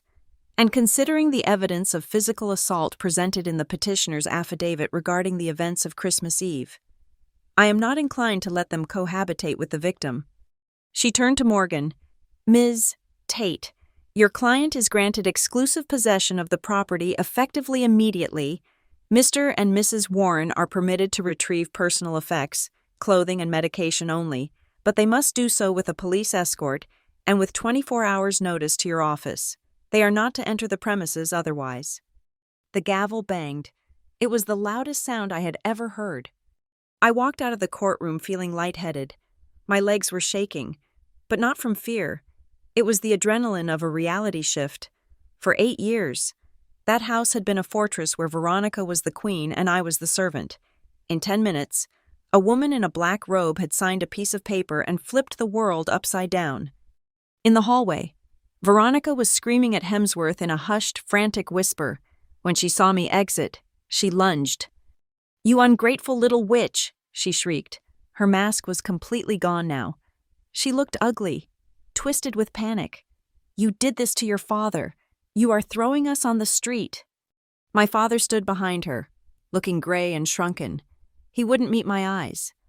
Morgan stepped between us again, but this time, I put a hand on her arm. I stepped forward. I looked Veronica right in the eye. My lips still throbbed where she had hit me. "I didn't do this," I said. My voice was steady. "You did this. You did this when you stole my inheritance. You did this when you forged the loan documents. And you definitely did this when you hit me." Veronica opened her mouth to scream again, but a bailiff took a step toward them. She snapped her mouth shut, her eyes darting around, realizing people were watching, realizing she was losing. Morgan guided me toward the exit. "Don't engage," she whispered. "You already won." We walked out into the biting cold air. The sun was shining, reflecting off the snow piled on the courthouse lawn. I took a deep breath. It felt clean. Morgan checked her watch. "Okay, phase 1 is complete. Now we secure the asset." "What does that mean?" I asked. "It means we change the locks," she said. "Tonight, I have a locksmith on retainer who handles evictions and disputes. He is meeting us there at 5. I have also arranged for a civil standby with the Fort Larkin Police Department. They will be there to ensure no one tries to stop us." She looked at me seriously. "They're going to try to come back. Maya, they don't believe this is real yet. Narcissists never believe the rules apply to them until the handcuffs go on. They are going to show up, probably tomorrow, expecting to bully their way back inside. We need to be ready." I nodded. "I am ready." "I need to let Ethan know." I said, "If they are kicked out, he needs to know what to do." Morgan nodded. "Tell him to stay put until we get there. Tell him to act confused. When the police show up to escort his parents out to get their bags, he needs to look like just another displaced kid. It will sell the narrative that he is a victim too." I pulled out my phone and opened the secure messaging app we had agreed on. "Court order granted. I own the house. Locks changing tonight. Act surprised. Stay safe." I watched the 3 dots dance for a second, then a reply. "Understood. Mom is freaking out. She is already spinning a story for the neighbors. Be careful." I showed the screen to Morgan. She smiled, a shark-like baring of teeth. "Let her spin," Morgan said. "We have the truth on video." Across town, in the passenger seat of Paul Hemsworth's luxury sedan, Veronica Warren was staring at her phone. Her hands were trembling, not from cold, but from a rage so pure it felt like it was burning a hole in her chest. The email from the court had just landed in her inbox, confirming the order, exclusive possession granted to petitioner. She couldn't process it. It was her house. She had decorated it. She had chosen the curtains. She had hosted the parties. How could a piece of paper take it away? How could that mousy, pathetic stepdaughter of hers, the one she had successfully bullied for a decade, suddenly have the power to lock her out? It was a mistake. It had to be. Hemsworth was an idiot. He had let that aggressive female lawyer steamroll him. She looked back at Gregory, who was slumped in the back seat, staring out the window with dead eyes. He was useless. He had always been useless. She needed a plan. The law had failed her, so she would turn to the court she knew best, the court of public opinion. She opened Facebook. Her fingers flew across the screen. "I never thought I would be writing this," she typed. "To be betrayed by family is the deepest cut. After years of sacrifice, of loving a child as my own, to be thrown out into the cold in the middle of winter, purely for greed. Please pray for us. We are being targeted by a cruel legal system and a daughter who has forgotten the meaning of gratitude." She didn't hit post yet. She saved it as a draft. She turned to Hemsworth. "Paul, when can we go back to the house?" "Not tonight. Veronica," he sighed. "The order is immediate. If you go there, You'll be arrested. We have to file an appeal." "Appeal? That takes weeks. Where are we supposed to sleep?" "We'll find a hotel," Gregory murmured from the back. "A hotel?" Veronica shrieked. "On Christmas week? Are you insane?" "No, we are going home. Maybe not tonight, but tomorrow. We are going to go there, and we are going to bring people. We are going to show the whole town what she is doing to her sick father." She narrowed her eyes, a plan forming. "If she changes those locks," Veronica hissed, "I will make sure everyone in Fort Larkin knows she locked a dying man out in the snow. Let her hide behind her lawyer. Let's see how she handles the neighbors." She looked down at her phone again. The notification from the home security system popped up. Front door. Unlocked. Ethan must be home. She felt a pang of worry, then dismissed it. Ethan was on her side. He had to be. He was the only one who mattered. She would get the house back for him. She would destroy Maya, ruin her reputation, make her so miserable she would beg to sign the deed over just to make it stop. She didn't know that at that exact moment, her loyal son was walking through the living room, unplugging the Wi-Fi router for the security cameras so that the locksmith wouldn't be recorded when he arrived. The stage was set. Veronica thought she was planning a public shaming. She didn't realize she was walking into a trap that had been baited with her own arrogance. The day they planned to return as the righteous owners would be the day they stood on the porch, shivering in the cold, while the unblinking eye of a camera and the entire neighborhood watched their world fall apart. Morgan Tate was a woman who understood psychological warfare as well as she understood trust law. She didn't just want to win, she wanted to win decisively. "Veronica's type doesn't respond to letters," she told me on Friday. "They respond to public humiliation.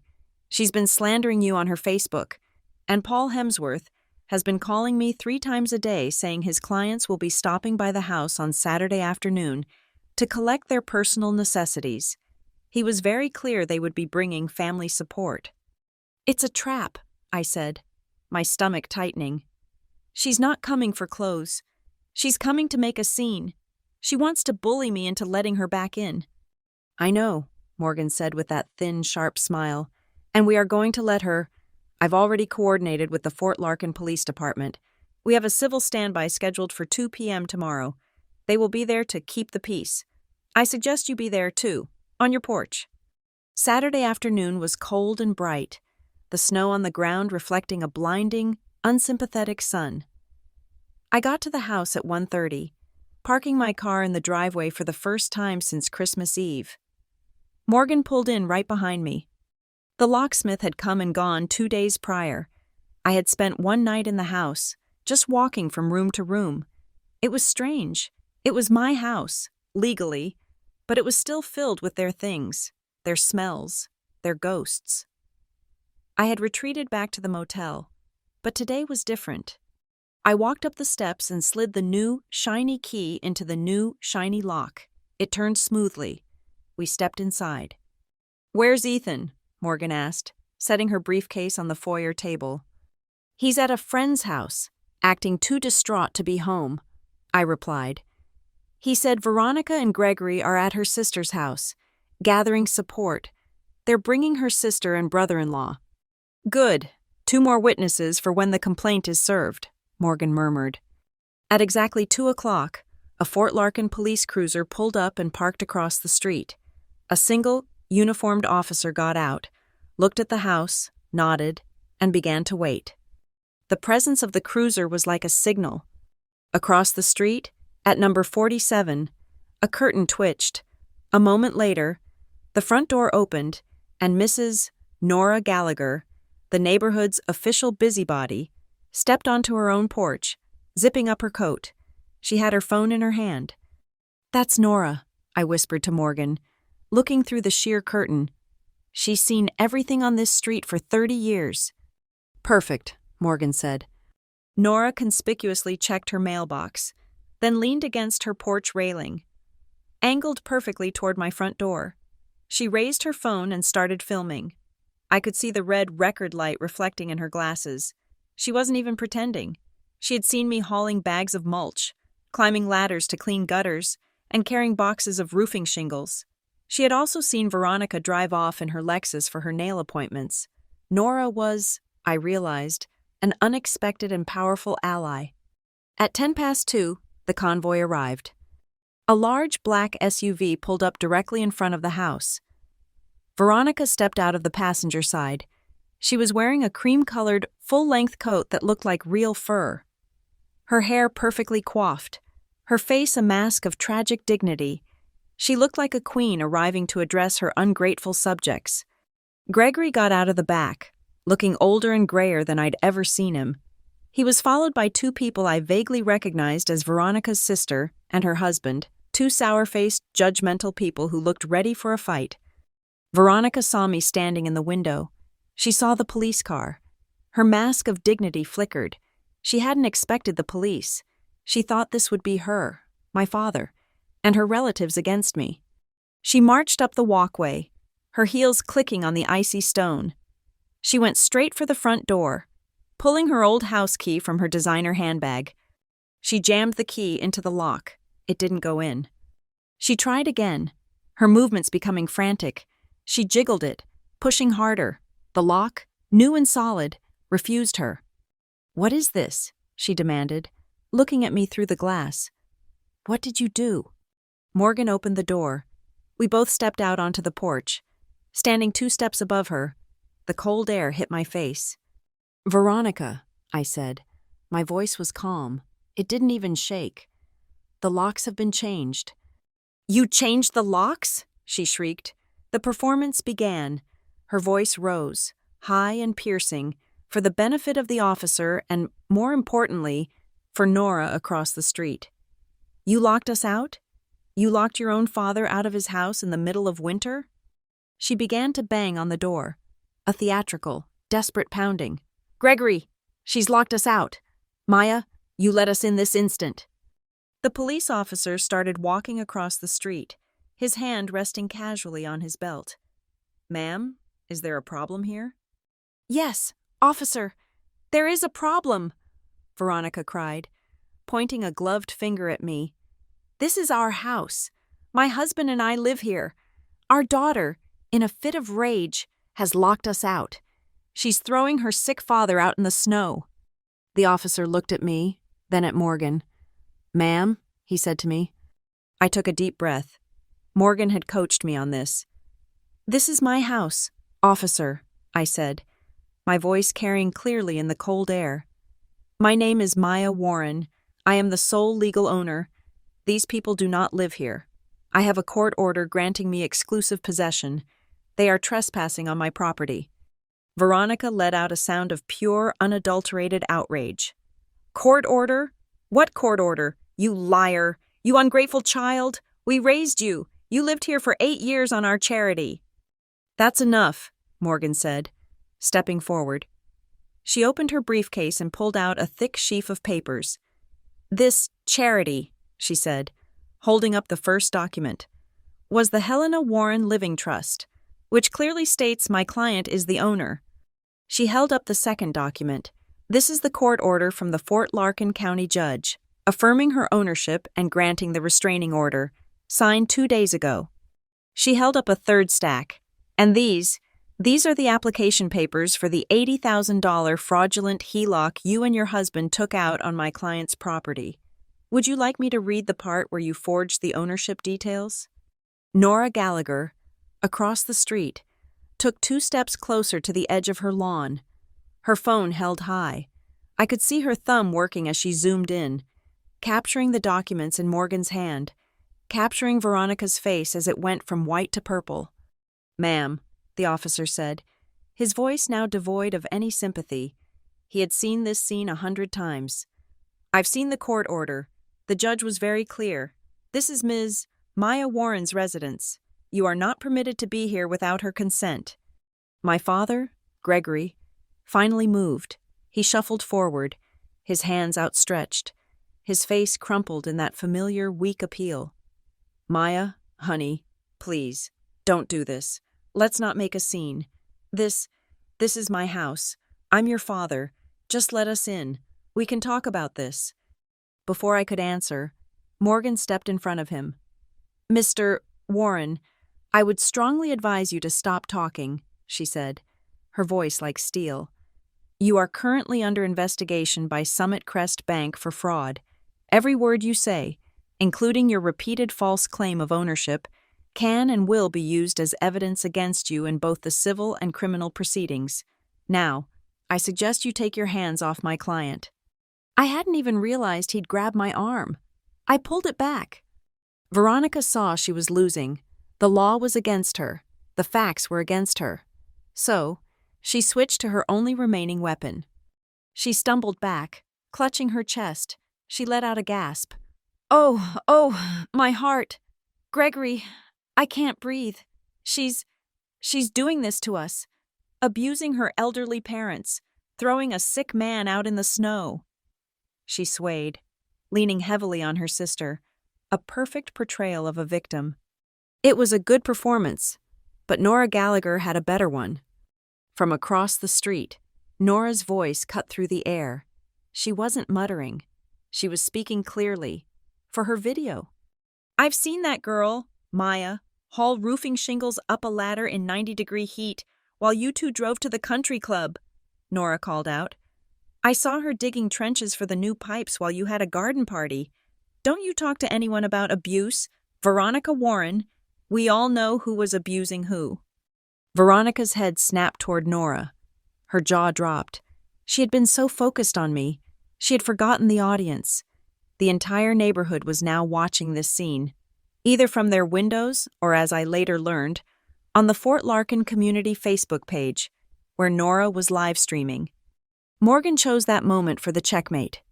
She walked down the porch steps and calmly placed 2 thick envelopes into Veronica's hand. What is this? Veronica spat. This, Morgan said, is your official notification of service for the civil suit filed by Maya Warren for financial damages, conversion, and emotional distress, totaling $120,000, plus punitive damages and legal fees. The other packet is a copy of the notification of criminal fraud we have filed with the bank and the county prosecutor's office. Veronica looked at the envelopes as if they were on fire. From this moment on, Morgan concluded, her voice ringing out, all contact with my client will be through my office. Any attempt to speak to her, text her, or set foot on this property will be considered a violation of the restraining order and will result in your immediate arrest for criminal trespassing. Are we clear? From behind me, I heard a car door shut. I glanced over my shoulder. It was Ethan. He had parked down the street and was walking up, his phone out. Acting horrified, he was, of course, filming from a different angle, capturing the look of pure, unadulterated hatred on his mother's face. Get out! Veronica finally shrieked, finding her voice, but it wasn't directed at me. It was at the officer. You can't do this! Ma'am, I am not doing anything, the officer said, his patience gone. The court has. You need to leave the property, now, or I will arrest you for trespassing. Veronica stood there, frozen, her fur coat, her perfect hair, her support relatives, all of it useless. She was defeated. She looked at me, one last time, her eyes promising a war she no longer had the weapons to fight. You are an ungrateful child, she screamed, as her sister and husband physically turned her and marched her back to the SUV. You will regret this. You are no daughter of mine. She got in the car, my father, giving me one last, broken look, got in the back. The SUV sped away, leaving a plume of exhaust in the cold air. The officer tipped his hat. Have a good day, Ms. Warren. Let us know if they return. He walked back to his cruiser. Across the street, Nora Gallagher gave me a thumbs up, turned her phone off, and went back inside. The street was silent. Ethan walked up, his face a mask of shock. Maya, what just happened? Mom was screaming. I looked at him. It's over, Ethan. They're gone. He nodded, then looked down at his phone, accidentally hitting the stop recording button. That night, for the first time in what felt like a decade, I slept in my own bed. My phone lit up with notifications. A friend from high school. OMG, Maya, are you okay? I just saw Nora Gallagher's video. It's everywhere. I opened the link. There it was. 30 minutes of unedited footage. Veronica's screams, Morgan's cold, hard facts, my father's weakness, and Nora's running commentary. The title of the post was simple. Looks like the ungrateful child is the legal owner after all. The story was finally out. Not Veronica's twisted, manipulative version, not my father's silent, complicit one. The truth.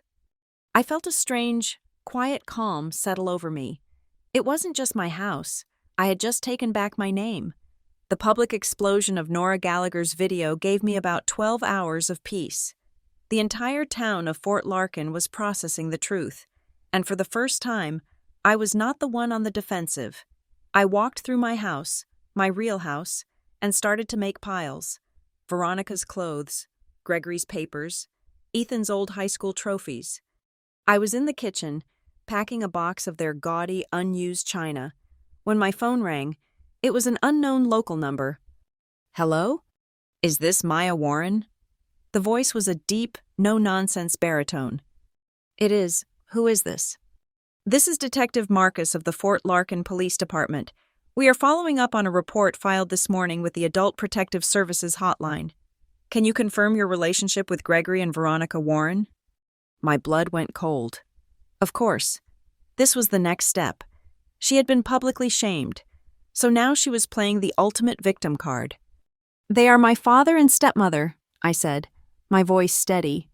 Ms. Warren, we've received a serious allegation of elder abuse.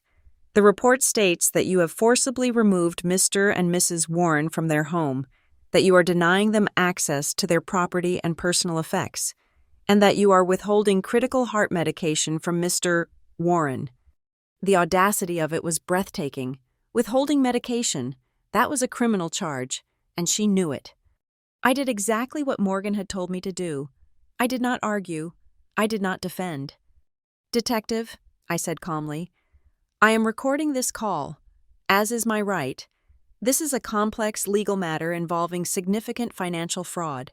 I am going to transfer you to my legal counsel, Morgan Tate. She has a complete file on this situation, and she is expecting your call. Please hold for one moment. I didn't wait for his reply. I patched Morgan into the call.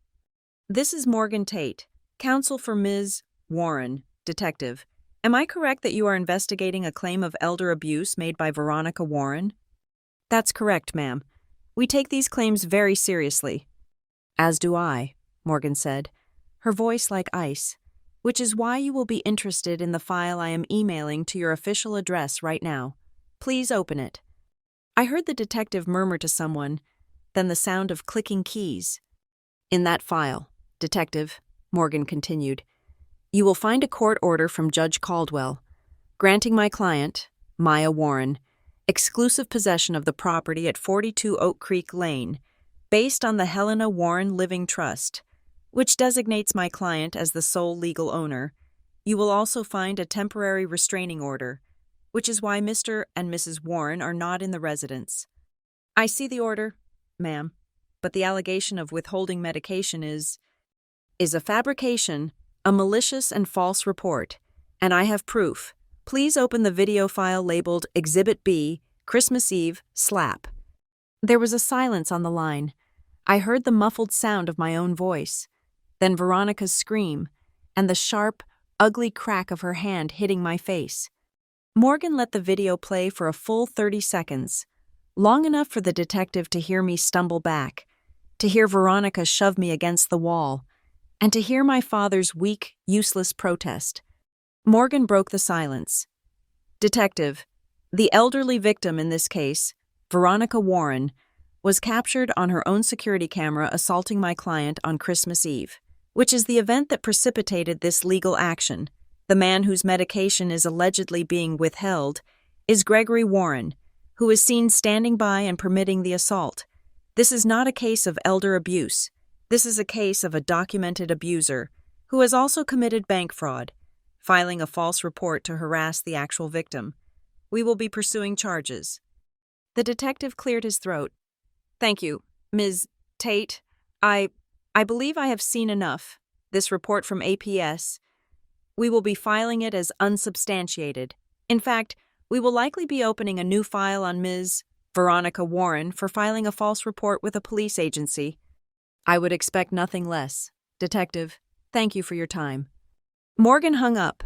I let out a breath I'd been holding for 5 minutes. The dirty bomb had been defused. In fact, it had blown up in Veronica's face. But she wasn't done. The law had failed her. So she went back to the court of public opinion. That night, her Facebook post, the one she had drafted, went live.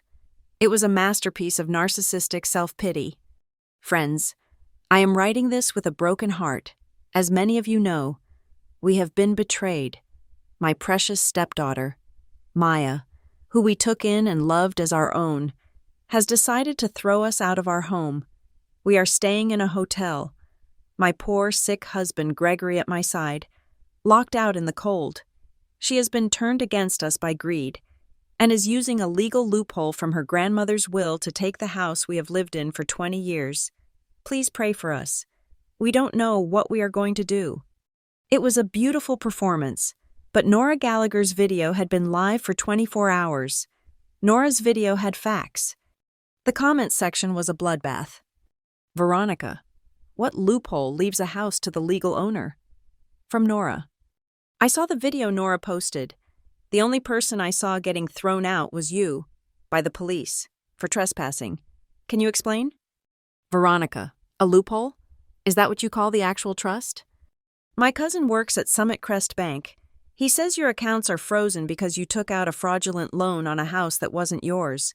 Is that the betrayal you're talking about? You slapped her, in her own house. We all saw the other video. It went on for pages. Her attempts to delete the comments were useless. For every one she removed, 3 more appeared. Morgan called me. It's time. You can't stay silent. She's defined herself as a liar. Now, you define yourself as the truth. I hated it. I was a designer, not a public figure. But she was right. I logged into my own, rarely used Facebook account. I didn't post the videos. I didn't post the audio. I posted the facts. Many of you have seen a lot of drama online in the last few days. I want to be clear about the facts. My grandmother, Helena Warren, left me her house in an irrevocable trust. I became the legal owner 2 years ago, a fact that was concealed from me. In the last 8 years, while I was told I was living as a guest, I paid over $120,000 for the roof, plumbing, electrical, and loans on this property. A fraudulent $80,000 HELOC was recently taken out on my property without my knowledge or consent. This is now a legal matter. I am working with law enforcement and my attorney to resolve it. I have no further comment, but I am safe, and I appreciate the support from those who have reached out. The post was clean, cold, and factual. It was the anti-Veronica. The community's response was immediate and overwhelming. The tide had not just turned, it had become a tsunami. The final, crushing blow for them came from an unexpected place. My father had been an elder at his church, the Fort Larkin Presbyterian, for a decade. He was their symbol of quiet, dependable faith. But church councils also have emails, and anonymous community members, fueled by Nora's video and my factual post, had begun forwarding the links. Dear Pastor, one email began, I am deeply concerned that Gregory Warren, who handles our community outreach fund, is currently under investigation for bank fraud. Dear Counsel, another read, I have attached a video of Gregory Warren standing by while his wife violently assaults his daughter. Is this the kind of man we want representing our church? On Wednesday, my phone rang. The caller ID just said, Gregory Warren. I let it ring 3 times, then answered. I said nothing. Maya? His voice was a thin, reedy whisper. I hadn't heard him speak directly to me since he'd begged me to stop making a scene on my porch. Maya, honey, please, you have to stop this. Stop what, Dad? This lawsuit. The lawyers. The church. They're asking me to step down. From the council. They're talking about my reputation. Maya, this is my whole life. There it was. Not I am sorry. Not, I was wrong. Not, are you okay? Just my reputation. They're treating me like a criminal, he whispered, his voice cracking with self-pity. You are a criminal, I said. My voice was quiet, dead. You signed the fraudulent loan application. You stood there and watched her hit me. You lied to me every day for 8 years. I didn't know, he cried, the lie pathetic and thin. Veronica. She handles the finances. I just signed what she told me to. I didn't understand it. She said it was just paperwork. You can't ruin me for this. Maya, I'm your father. This was the moment, the last frayed thread of guilt I had. The tiny, lingering pity for this weak, broken man finally snapped. Did you see Grandma's video? I asked. The one from the USB drive. Did you watch it? He was silent. Because she said it. I know your father is weak. She knew. She knew you would do this.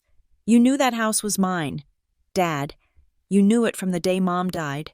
You knew Helena's plan, and you chose. You chose Veronica. You chose the money. You chose the easy life. This isn't my fault. This is the consequence of your choice. I heard a sharp intake of breath, then a click. He had hung up on me. I put the phone down. It was done. He had made his final pathetic stand, and it had crumbled.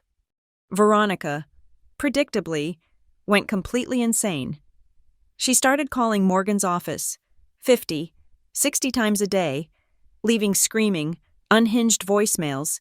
She was a cornered animal, biting and clawing at the bars of a cage she had built for herself. Morgan called me that evening. The case is perfect, she said. We have the trust, we have the bank fraud, we have the video of the assault, we have the public admission. We can take them to trial and destroy them.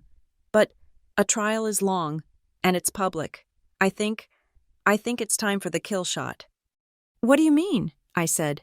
What's left? Veronica is still lying, Morgan said. She's telling Hemsworth that she misunderstood the trust, that Gregory handled the HELOC, that the slap was self-defense.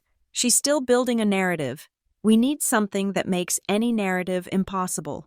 Something that proves, from her own mouth, that she knew exactly what she was doing. Did Ethan give you everything? I thought back. The folders, docs, audio, video, and one more. A folder that was hidden, zipped, and password protected. When I had asked Ethan about it, he'd just texted. The password is her birthday. Use it only when you have to. I had left it alone, until now. I went to my laptop. I found the file on the original USB drive, a folder named Christmas Eve Full Footage. I unzipped it. I clicked. It was not one video file. It was 3. The first was the one I'd already seen, the one from the kitchen, with the slap. The second was the one Ethan had recorded on the porch, of the confrontation. The third was labeled Veronica Aftermath 9 p.m. My heart was pounding. I clicked play. The video was from the same kitchen camera. The timestamp was 2 hours after I had fled the house. Veronica was alone, sitting at the table, a bottle of wine in one hand, her phone in the other. She looked furious. Paul? She snapped into the phone. It was her lawyer, Paul Hemsworth. She ran out, crying. Yes, I did. I had to. She was accusing us. What do you mean? Be careful. No, she doesn't know about the HELOC. I'm sure of it. She's stupid. But she's not. What? No, she doesn't know about the trust. I told you. We have that under control. Well, she won't. She's too scared of her father. Look, if she ever gets a real lawyer, if she finds out about the trust, yes, I know. If she sues, we're dead. I get it. Just be ready. She hung up the phone and poured another glass of wine, her face a mask of pure, cold calculation. I sat back, my entire body humming. It wasn't just a slap. It wasn't just a fraud. It was a conspiracy, and I had just opened the confession. The video file was labeled simply phone call. It was the final piece of the puzzle, the one hidden deep in the encrypted folder Ethan had provided. Morgan and I sat in her office, the blinds drawn against the gray winter afternoon, and watched the screen. The footage was from the living room security camera. It was dated 3 days before Christmas. Veronica was pacing back and forth, a glass of wine in one hand, her phone pressed to her ear. She was talking to a man named Cowardly Marcus, a financial advisor with a reputation for bending the rules that Morgan had already flagged in her background check. "I do not care about the paperwork. Marcus," Veronica's voice hissed through the speakers. "The trust is a joke. That old woman was losing her mind. She did not know what she was signing. We just need to get the girl to sign a quitclaim deed. I will handle the pressure. You just have the papers ready. Once she signs, the house is ours, and we can refinance the whole thing to pay off the HELOC before the bank asks questions." She paused, listening to the voice on the other end, then laughed.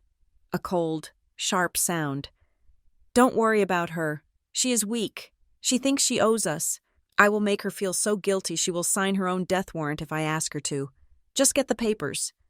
Morgan hit the spacebar. The image froze on Veronica's face, twisted in a sneer of triumph. "That," Morgan said, her voice flat and satisfied, "is conspiracy to commit fraud, and it is an admission that she knew Helena was competent but planned to override her wishes anyway. It proves malice." She turned to me. "We are done, Maya. We have enough to send her to prison for 5 to 10 years. But a criminal trial will take 18 months. It will require you to testify. It will be ugly, or we can end this tomorrow." "How?" I asked. "I am going to draft a settlement offer," Morgan explained, opening a new document on her screen. "It is going to be brutal. We are going to offer them a choice. Option A is that we hand this video and the audio files to the district attorney. Option B is a complete and total surrender." She typed rapidly as she spoke. "The terms are simple. 1. They acknowledge you are the sole legal owner of the property. 2. They agree to repay the $120,000 you invested in the home, plus the $80,000 from the fraudulent HELOC, immediately. They will have to liquidate their own assets, their retirement accounts, Veronica's jewelry, whatever it takes. 3. A global non-disclosure agreement preventing them from ever speaking about you publicly again. And 4. She looked at me. A permanent no-contact order. For 10 years, they cannot call you, text you, email you, or come within 500 feet of you. If they do, the settlement is void, and we prosecute. You cut them out, like cancer." I stared at the desk. 10 years. It sounded like a long time. But when I thought about the silence, the peace, the absence of guilt and manipulation, it sounded like heaven. "Do it," I said. The meeting took place 2 days later in the conference room of Morgan's firm. It was a sterile room with a long mahogany table and a view of the snow-covered town square. Veronica and Gregory arrived with Paul Hemsworth. Veronica looked haggard. Her fur coat was gone, replaced by a simple wool jacket. She looked smaller, but her eyes were still venomous. Gregory looked like a man walking to the gallows. He shuffled, his eyes on the floor, refusing to look at me. Hemsworth looked tired. He sat down and opened his briefcase. "We have reviewed your proposal, Ms. Tate. It is excessive. My clients are willing to vacate the property, but the financial demands are impossible. And the admission of fraud? We cannot sign that." "Then don't," Morgan said calmly. She slid a tablet across the table. "Press play." Hemsworth frowned and tapped the screen. It was the video of Veronica on the phone. Veronica went pale. She lunged forward. "Where did you get that? That is private. You cannot use that." "It is from the security system inside the house my client owns," Morgan said. "It is admissible, and it proves you conspired to defraud a senior citizen and your stepdaughter." Veronica slammed her hand on the table. She turned to me, her face contorted. "You snake! You ungrateful, wretched little snake! After everything I did for you, I gave you a home, I gave you a family, and you tape me? You try to ruin us?" I sat perfectly still. I didn't tape you, Veronica. You taped yourself. You are a monster, she screamed, standing up. You are nothing. You would be on the street if not for me. Sit down, Veronica, Hemsworth said. His voice was not kind. It was the voice of a lawyer who knew he had lost. Sit down and shut up. Veronica froze, shocked by her own attorney's tone. She sank back into her chair. Now, Morgan said, turning her attention to Gregory. Mr. Warren, I know you have claimed you were unaware of your mother's wishes. You claimed she was not in her right mind. She tapped the tablet again. Please watch this. The video of Helena appeared. My grandmother sat in her chair, looking directly at the camera. Gregory, Helena's voice said from the recording, I know you are watching this. I know you let her take over. You are my son, and I love you. But you have no spine. This house is for Maya. It is her safety. Do not let Veronica take it from her. If you do, you are stealing from your own child. Gregory stared at the screen. His hands were trembling violently. He watched his mother, the woman he had dismissed as senile, speak with clarity and force. He watched her predict exactly what had happened. The video ended. The room was silent. Gregory slowly turned his head to look at Veronica. His eyes were red, rimmed with tears. You told me. His voice was a broken whisper. You told me she was gone. You told me she didn't know what day it was. You said the trust was a mistake she made when she was confused. She was confused, Veronica snapped, though her voice lacked its usual fire. She hated me. Gregory, she just wanted to hurt us. She wasn't confused, Gregory said, his voice rising. She was right. She was right about everything. She was right about you. Don't you dare, Veronica hissed. Don't you dare turn on me. I did this for us, for Ethan. Speaking of Ethan, Morgan said, interrupting the domestic collapse, we have one more witness regarding the source of the evidence. She pressed a button on the intercom. Send him in. The door opened. Ethan walked in. He looked tired, wearing jeans and a hoodie, his backpack slung over one shoulder. He didn't look at Veronica. He walked straight to the empty chair next to me and sat down. Veronica stared at him, her mouth opened, then closed. Then she understood. You, she whispered. The word was like a curse. It was you. Ethan looked up. His face was pale, but his eyes were steady. Hi, Mom. You gave them the videos, she said, her voice rising to a shriek. You gave them the password. You traitor. I did everything for you. I stole for you. I lied for you. And you stabbed me in the back? You didn't do it for me, Ethan said quietly. You did it for you. You wanted the house. You wanted the money. You just used me as the excuse. I am your mother, she screamed, lunging across the table. Hemsworth had to physically restrain her. I gave you life. You are dead to me. You hear me? Dead. I know, Ethan said. He looked at me. I chose the person who actually raised me. Maya paid for my school. Maya paid for the roof. You just took the credit. The room was thick with tension. Veronica was panting, held back by her lawyer. Gregory was weeping silently into his hands. There is one final matter, Morgan said, pulling a thin folder from her briefcase. A matter concerning the Helena Warren Trust that was never disclosed to you. Veronica, because it was in a codicil held by Miles Harrington. She opened the folder. Helena knew this might happen. She established a separate educational and investment trust for Ethan. It contains $50,000. Veronica's eyes widened. 50,000? However, Morgan continued, there is a condition. The funds are only to be released to Ethan if, and only if, the trustee, who is now me, certifies that Ethan Warren has not participated in, benefited from, or colluded with any fraud regarding the main estate. If he had sided with you, he would have received nothing. By coming forward, he secured his own inheritance.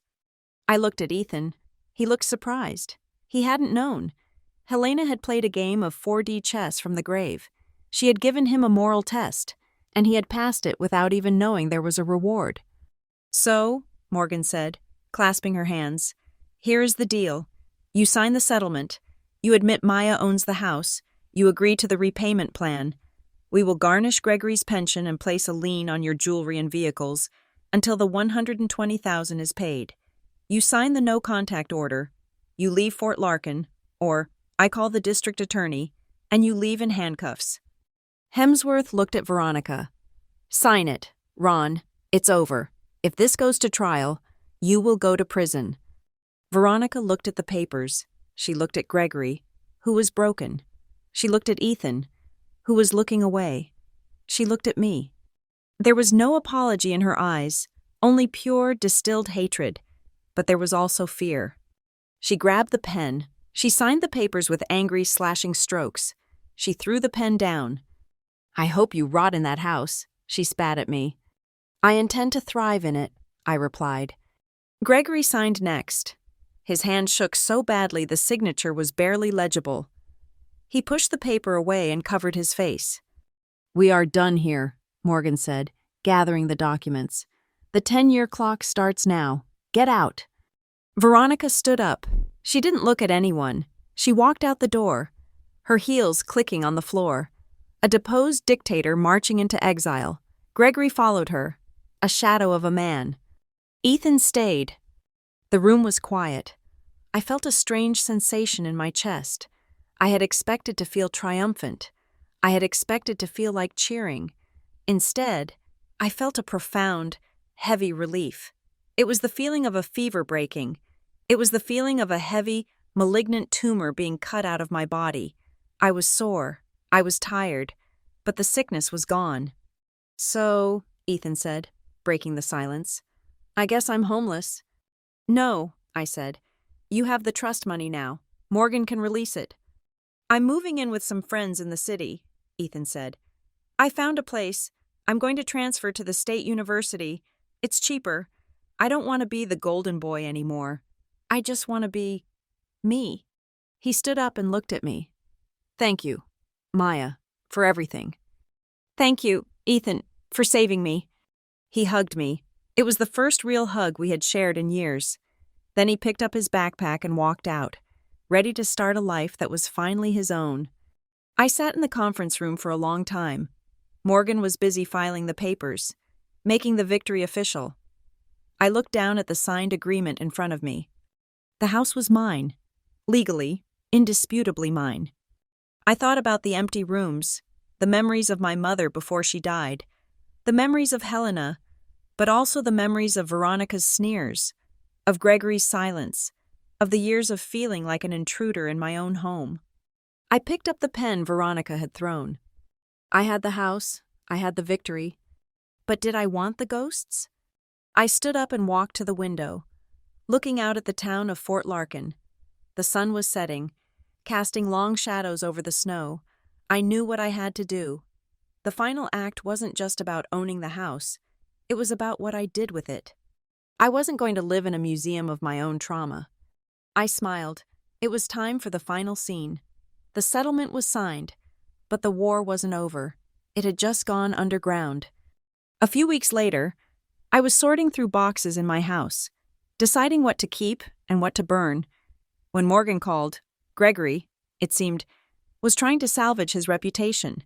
He was still attending his church, Fort Larkin Presbyterian, acting the part of the wounded, forgiving father, and Veronica, despite the no-contact order, was having her sister coincidentally run into old family friends at the grocery store, whispering about how Maya had stolen the house and abandoned her sick father. "The church council is in an uproar," Morgan explained, her voice crisp. "They are getting two different stories, and Nora Gallagher's video has been forwarded to the pastor at least 50 times.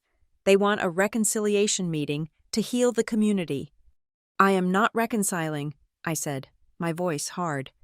"The no-contact order is precisely why I'm calling," Morgan cut in. "This isn't a request for a family therapy session. The council has requested a private, closed-door community meeting to clarify the facts. They've invited you. They've invited Gregory. This is not a church service. Maya, This isn't deposition, and it is the perfect stage for the final act. I hesitated. I was done. I had the house. I had the money being garnished. I just wanted to leave. If you don't go, Morgan said, reading my mind, Veronica's lies will be the last thing they hear. Gregory will play the martyr, and the story will twist. They will say you were too cruel to even show up. You won. Now you have to collect. You have to burn their last platform to the ground. I looked around the living room, at the indentations in the carpet where their furniture had been. Fine, I said. Let's finish it. The meeting was held on a Thursday night in the church's fellowship hall.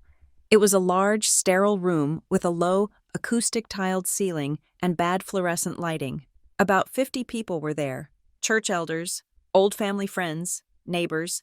I saw Nora Gallagher sitting in the back row, her arms crossed, looking like a judge. And in the front row, I saw Ethan. He had driven up from his new apartment in the city, his face set and serious. At a table near the front, Veronica and Gregory were already seated. Veronica was dressed in a simple, modest black dress, her hair pulled back. She looked like a grieving widow. She was holding a box of tissues, dabbing at her dry eyes. Gregory just stared at the table, his face gray and slack. Pastor Davies, a man with a booming voice and a worried expression, called the meeting to order. "This is an unusual and painful moment for our community," he began. "There are many stories circulating. We are here tonight, not to cast stones, but to find the truth in God's house." Morgan had requested I speak first. I walked up to the podium. I didn't feel a single nerve. I was just done. I set my laptop on the podium. "Good evening," I said, my voice amplified by the microphone. It didn't tremble. "My name is Maya Warren. I am not here to talk about my feelings. I am here to share facts that have been confirmed by the Fort Larkin County Court." Behind me, on the projector screen, Morgan clicked to the first slide. It was simple. Just text, "The Helena Warren Living Trust." "Fact 1, I said. "My grandmother, Helena Warren, left me this house. The trust was irrevocable, and I became the sole legal owner on my 30th birthday. 2 years ago. This was concealed from me." A murmur went through the room. "Fact 2, I continued. Morgan clicked. "Fraudulent. HELOC. $80,000. A home equity line of credit for $80,000 was taken out on my property, without my knowledge or consent, using forged documents." The murmur grew louder. "Fact 3, Morgan clicked again. "Personal investment. $120,000. Over the last 8 years, I was led to believe my family was in financial crisis. I personally paid over $120,000 for the roof, the plumbing, the electrical, and the bank loans, all on a house that was already legally mine." I looked out at the crowd. People were looking at each other, then at Veronica and Gregory. The narrative was shifting, right in front of me. "These facts," I concluded, "are why the court granted me exclusive possession of my home. They are why a financial settlement has been signed. I am not here to ask for your sympathy. I am here to present the truth. Thank you." I sat down. The silence in the room was heavy.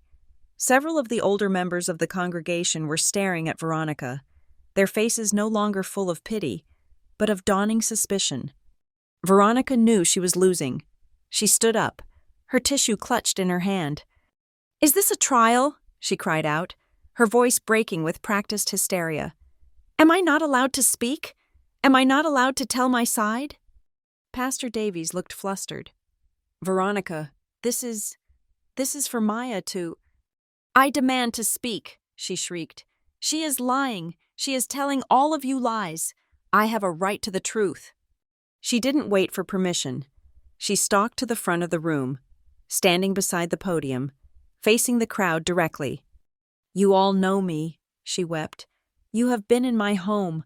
I have served you coffee. I raised that girl as my own. My own mother died when I was young, and I vowed I would never let another child feel that pain. I gave her everything. I sacrificed my own dreams so she could be happy." A few people in the front row looked sympathetic. This was the Veronica they knew. And yes, maybe my husband, maybe we made a mistake with some paperwork. We are not lawyers. We are simple people. We were trying to save our home for our son, for Ethan. She pointed at Ethan. We wanted him to have a legacy. And this is our thanks, to be slandered, to be called a criminal by the very girl I loved. She was sobbing now. Great, racking sobs. It was a 10 out of 10 performance, but she had miscalculated. She thought I was just like her. She thought I would fight her with words. I didn't. I just looked at Ethan. He nodded once. He stood up from the front row. That's not what happened, Mom. Ethan, sit down, Veronica shrieked, her mask slipping. Don't you dare! But Ethan was already walking to the podium, the small black USB drive in his hand. I have something I think the church should see, he said to Pastor Davies. He plugged the drive into my laptop. I don't know what that is, Veronica screamed. It's fake! It's all fake! The first file Ethan clicked was Grandma Helena Final. The screen lit up with Helena's face. She was in her armchair, her eyes blazing, her voice filled the silent hall. If you are watching this, Maya, it means my daughter-in-law has shown her true colors. I know Veronica. She will hide the papers. She will lie. This house is your inheritance.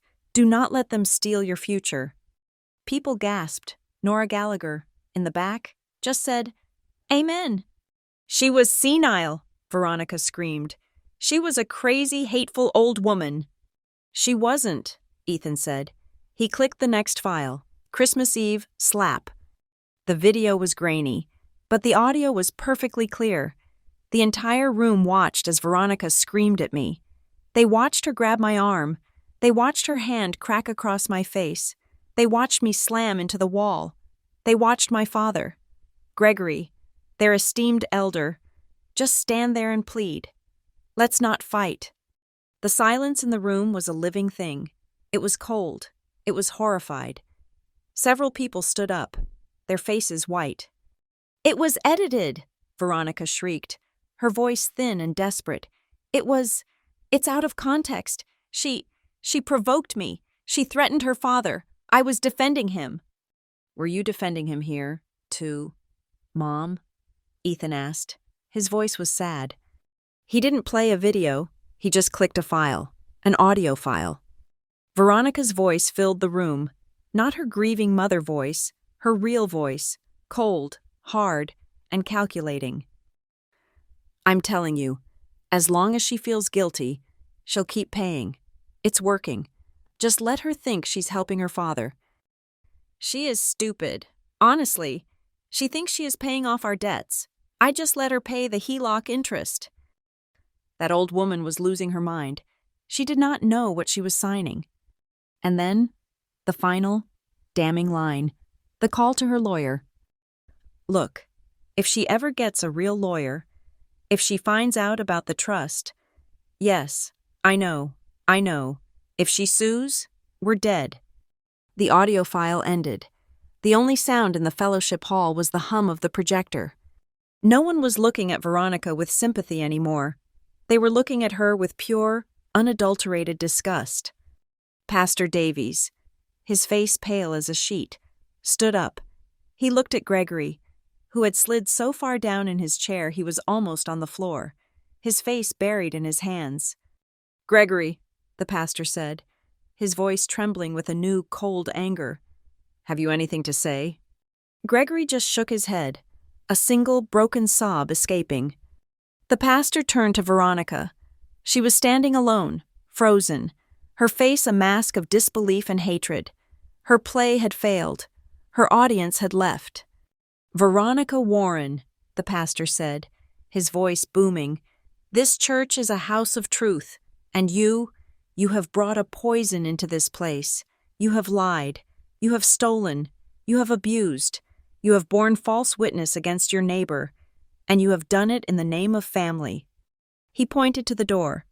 You are no longer welcome in this community, and Gregory, I accept your resignation from the council, effective immediately. It was over. Their reputation, The one thing they had left had just been publicly executed. I stood up, I walked to the podium, and stood next to Ethan. I looked at the two people who had made my life a living hell for a decade. They wouldn't look at me. I felt a strange wave wash over me. It wasn't triumph. It wasn't joy. It was balance. It was the feeling of a deeply wrong, twisted thing finally being made right. I didn't need to yell. I didn't need to cry. I just needed to say one last thing. From this day forward, I said into the microphone, my voice clear and final, I am officially no longer your daughter, and I am no longer the wallet of anyone in this room. I turned and walked off the stage, Ethan's hand on my back. We didn't look back. That night, I returned to the house on Oak Creek Lane for the last time. It was empty. The boxes were gone. The ghosts were gone. I had sold it. The new owners, a young family, were moving in tomorrow. I walked through the empty rooms, my footsteps echoing on the hardwood floors I had paid for. My laptop was on the kitchen counter, the USB drive still plugged in. There was one last file, a file Ethan had never mentioned. It was in a folder called For Maya, from Helena. I clicked it. It was another video of my grandmother, made the same day as the other one, but this time, she wasn't angry. She was smiling. That sad, soft smile I'd almost forgotten. My dearest Maya, she said, her voice soft. If you are watching this, it means the fight is over, and it means you won. I am so proud of you. I just wanted to leave you with one last thought. I left you the house, my girl, but the house is just wood and nails. It was never the real inheritance. She leaned closer, as if sharing a secret. Family, she said, is not always the blood you are born with. Sometimes it is the people who show up, the people who fight for you, the people who, when the whole world is trying to break you, stand by your side and protect you. She smiled. You are strong, Maya, stronger than any of them. Now, go, take your inheritance, and go build a life that is truly, finally, your own. The video ended. I sat in the dark, empty kitchen, and smiled. I closed the laptop. I took the USB drive, walked to the front door, and stepped outside, locking the new deadbolt behind me for the last time. In my hand, I had my car keys. In my purse, I had a cashier's check for the sale of the house and a signed contract for a beautiful new condo in Aurora, 100% mine. The story was over. My story was just beginning. Thank you so much for listening to my story. I'd love to know where you are listening from. So please drop your city or country in the comments below so we can connect. Please subscribe to Lila Revenge Stories, like this video, and give it extra support by hitting that hype button to help this story be heard by more people.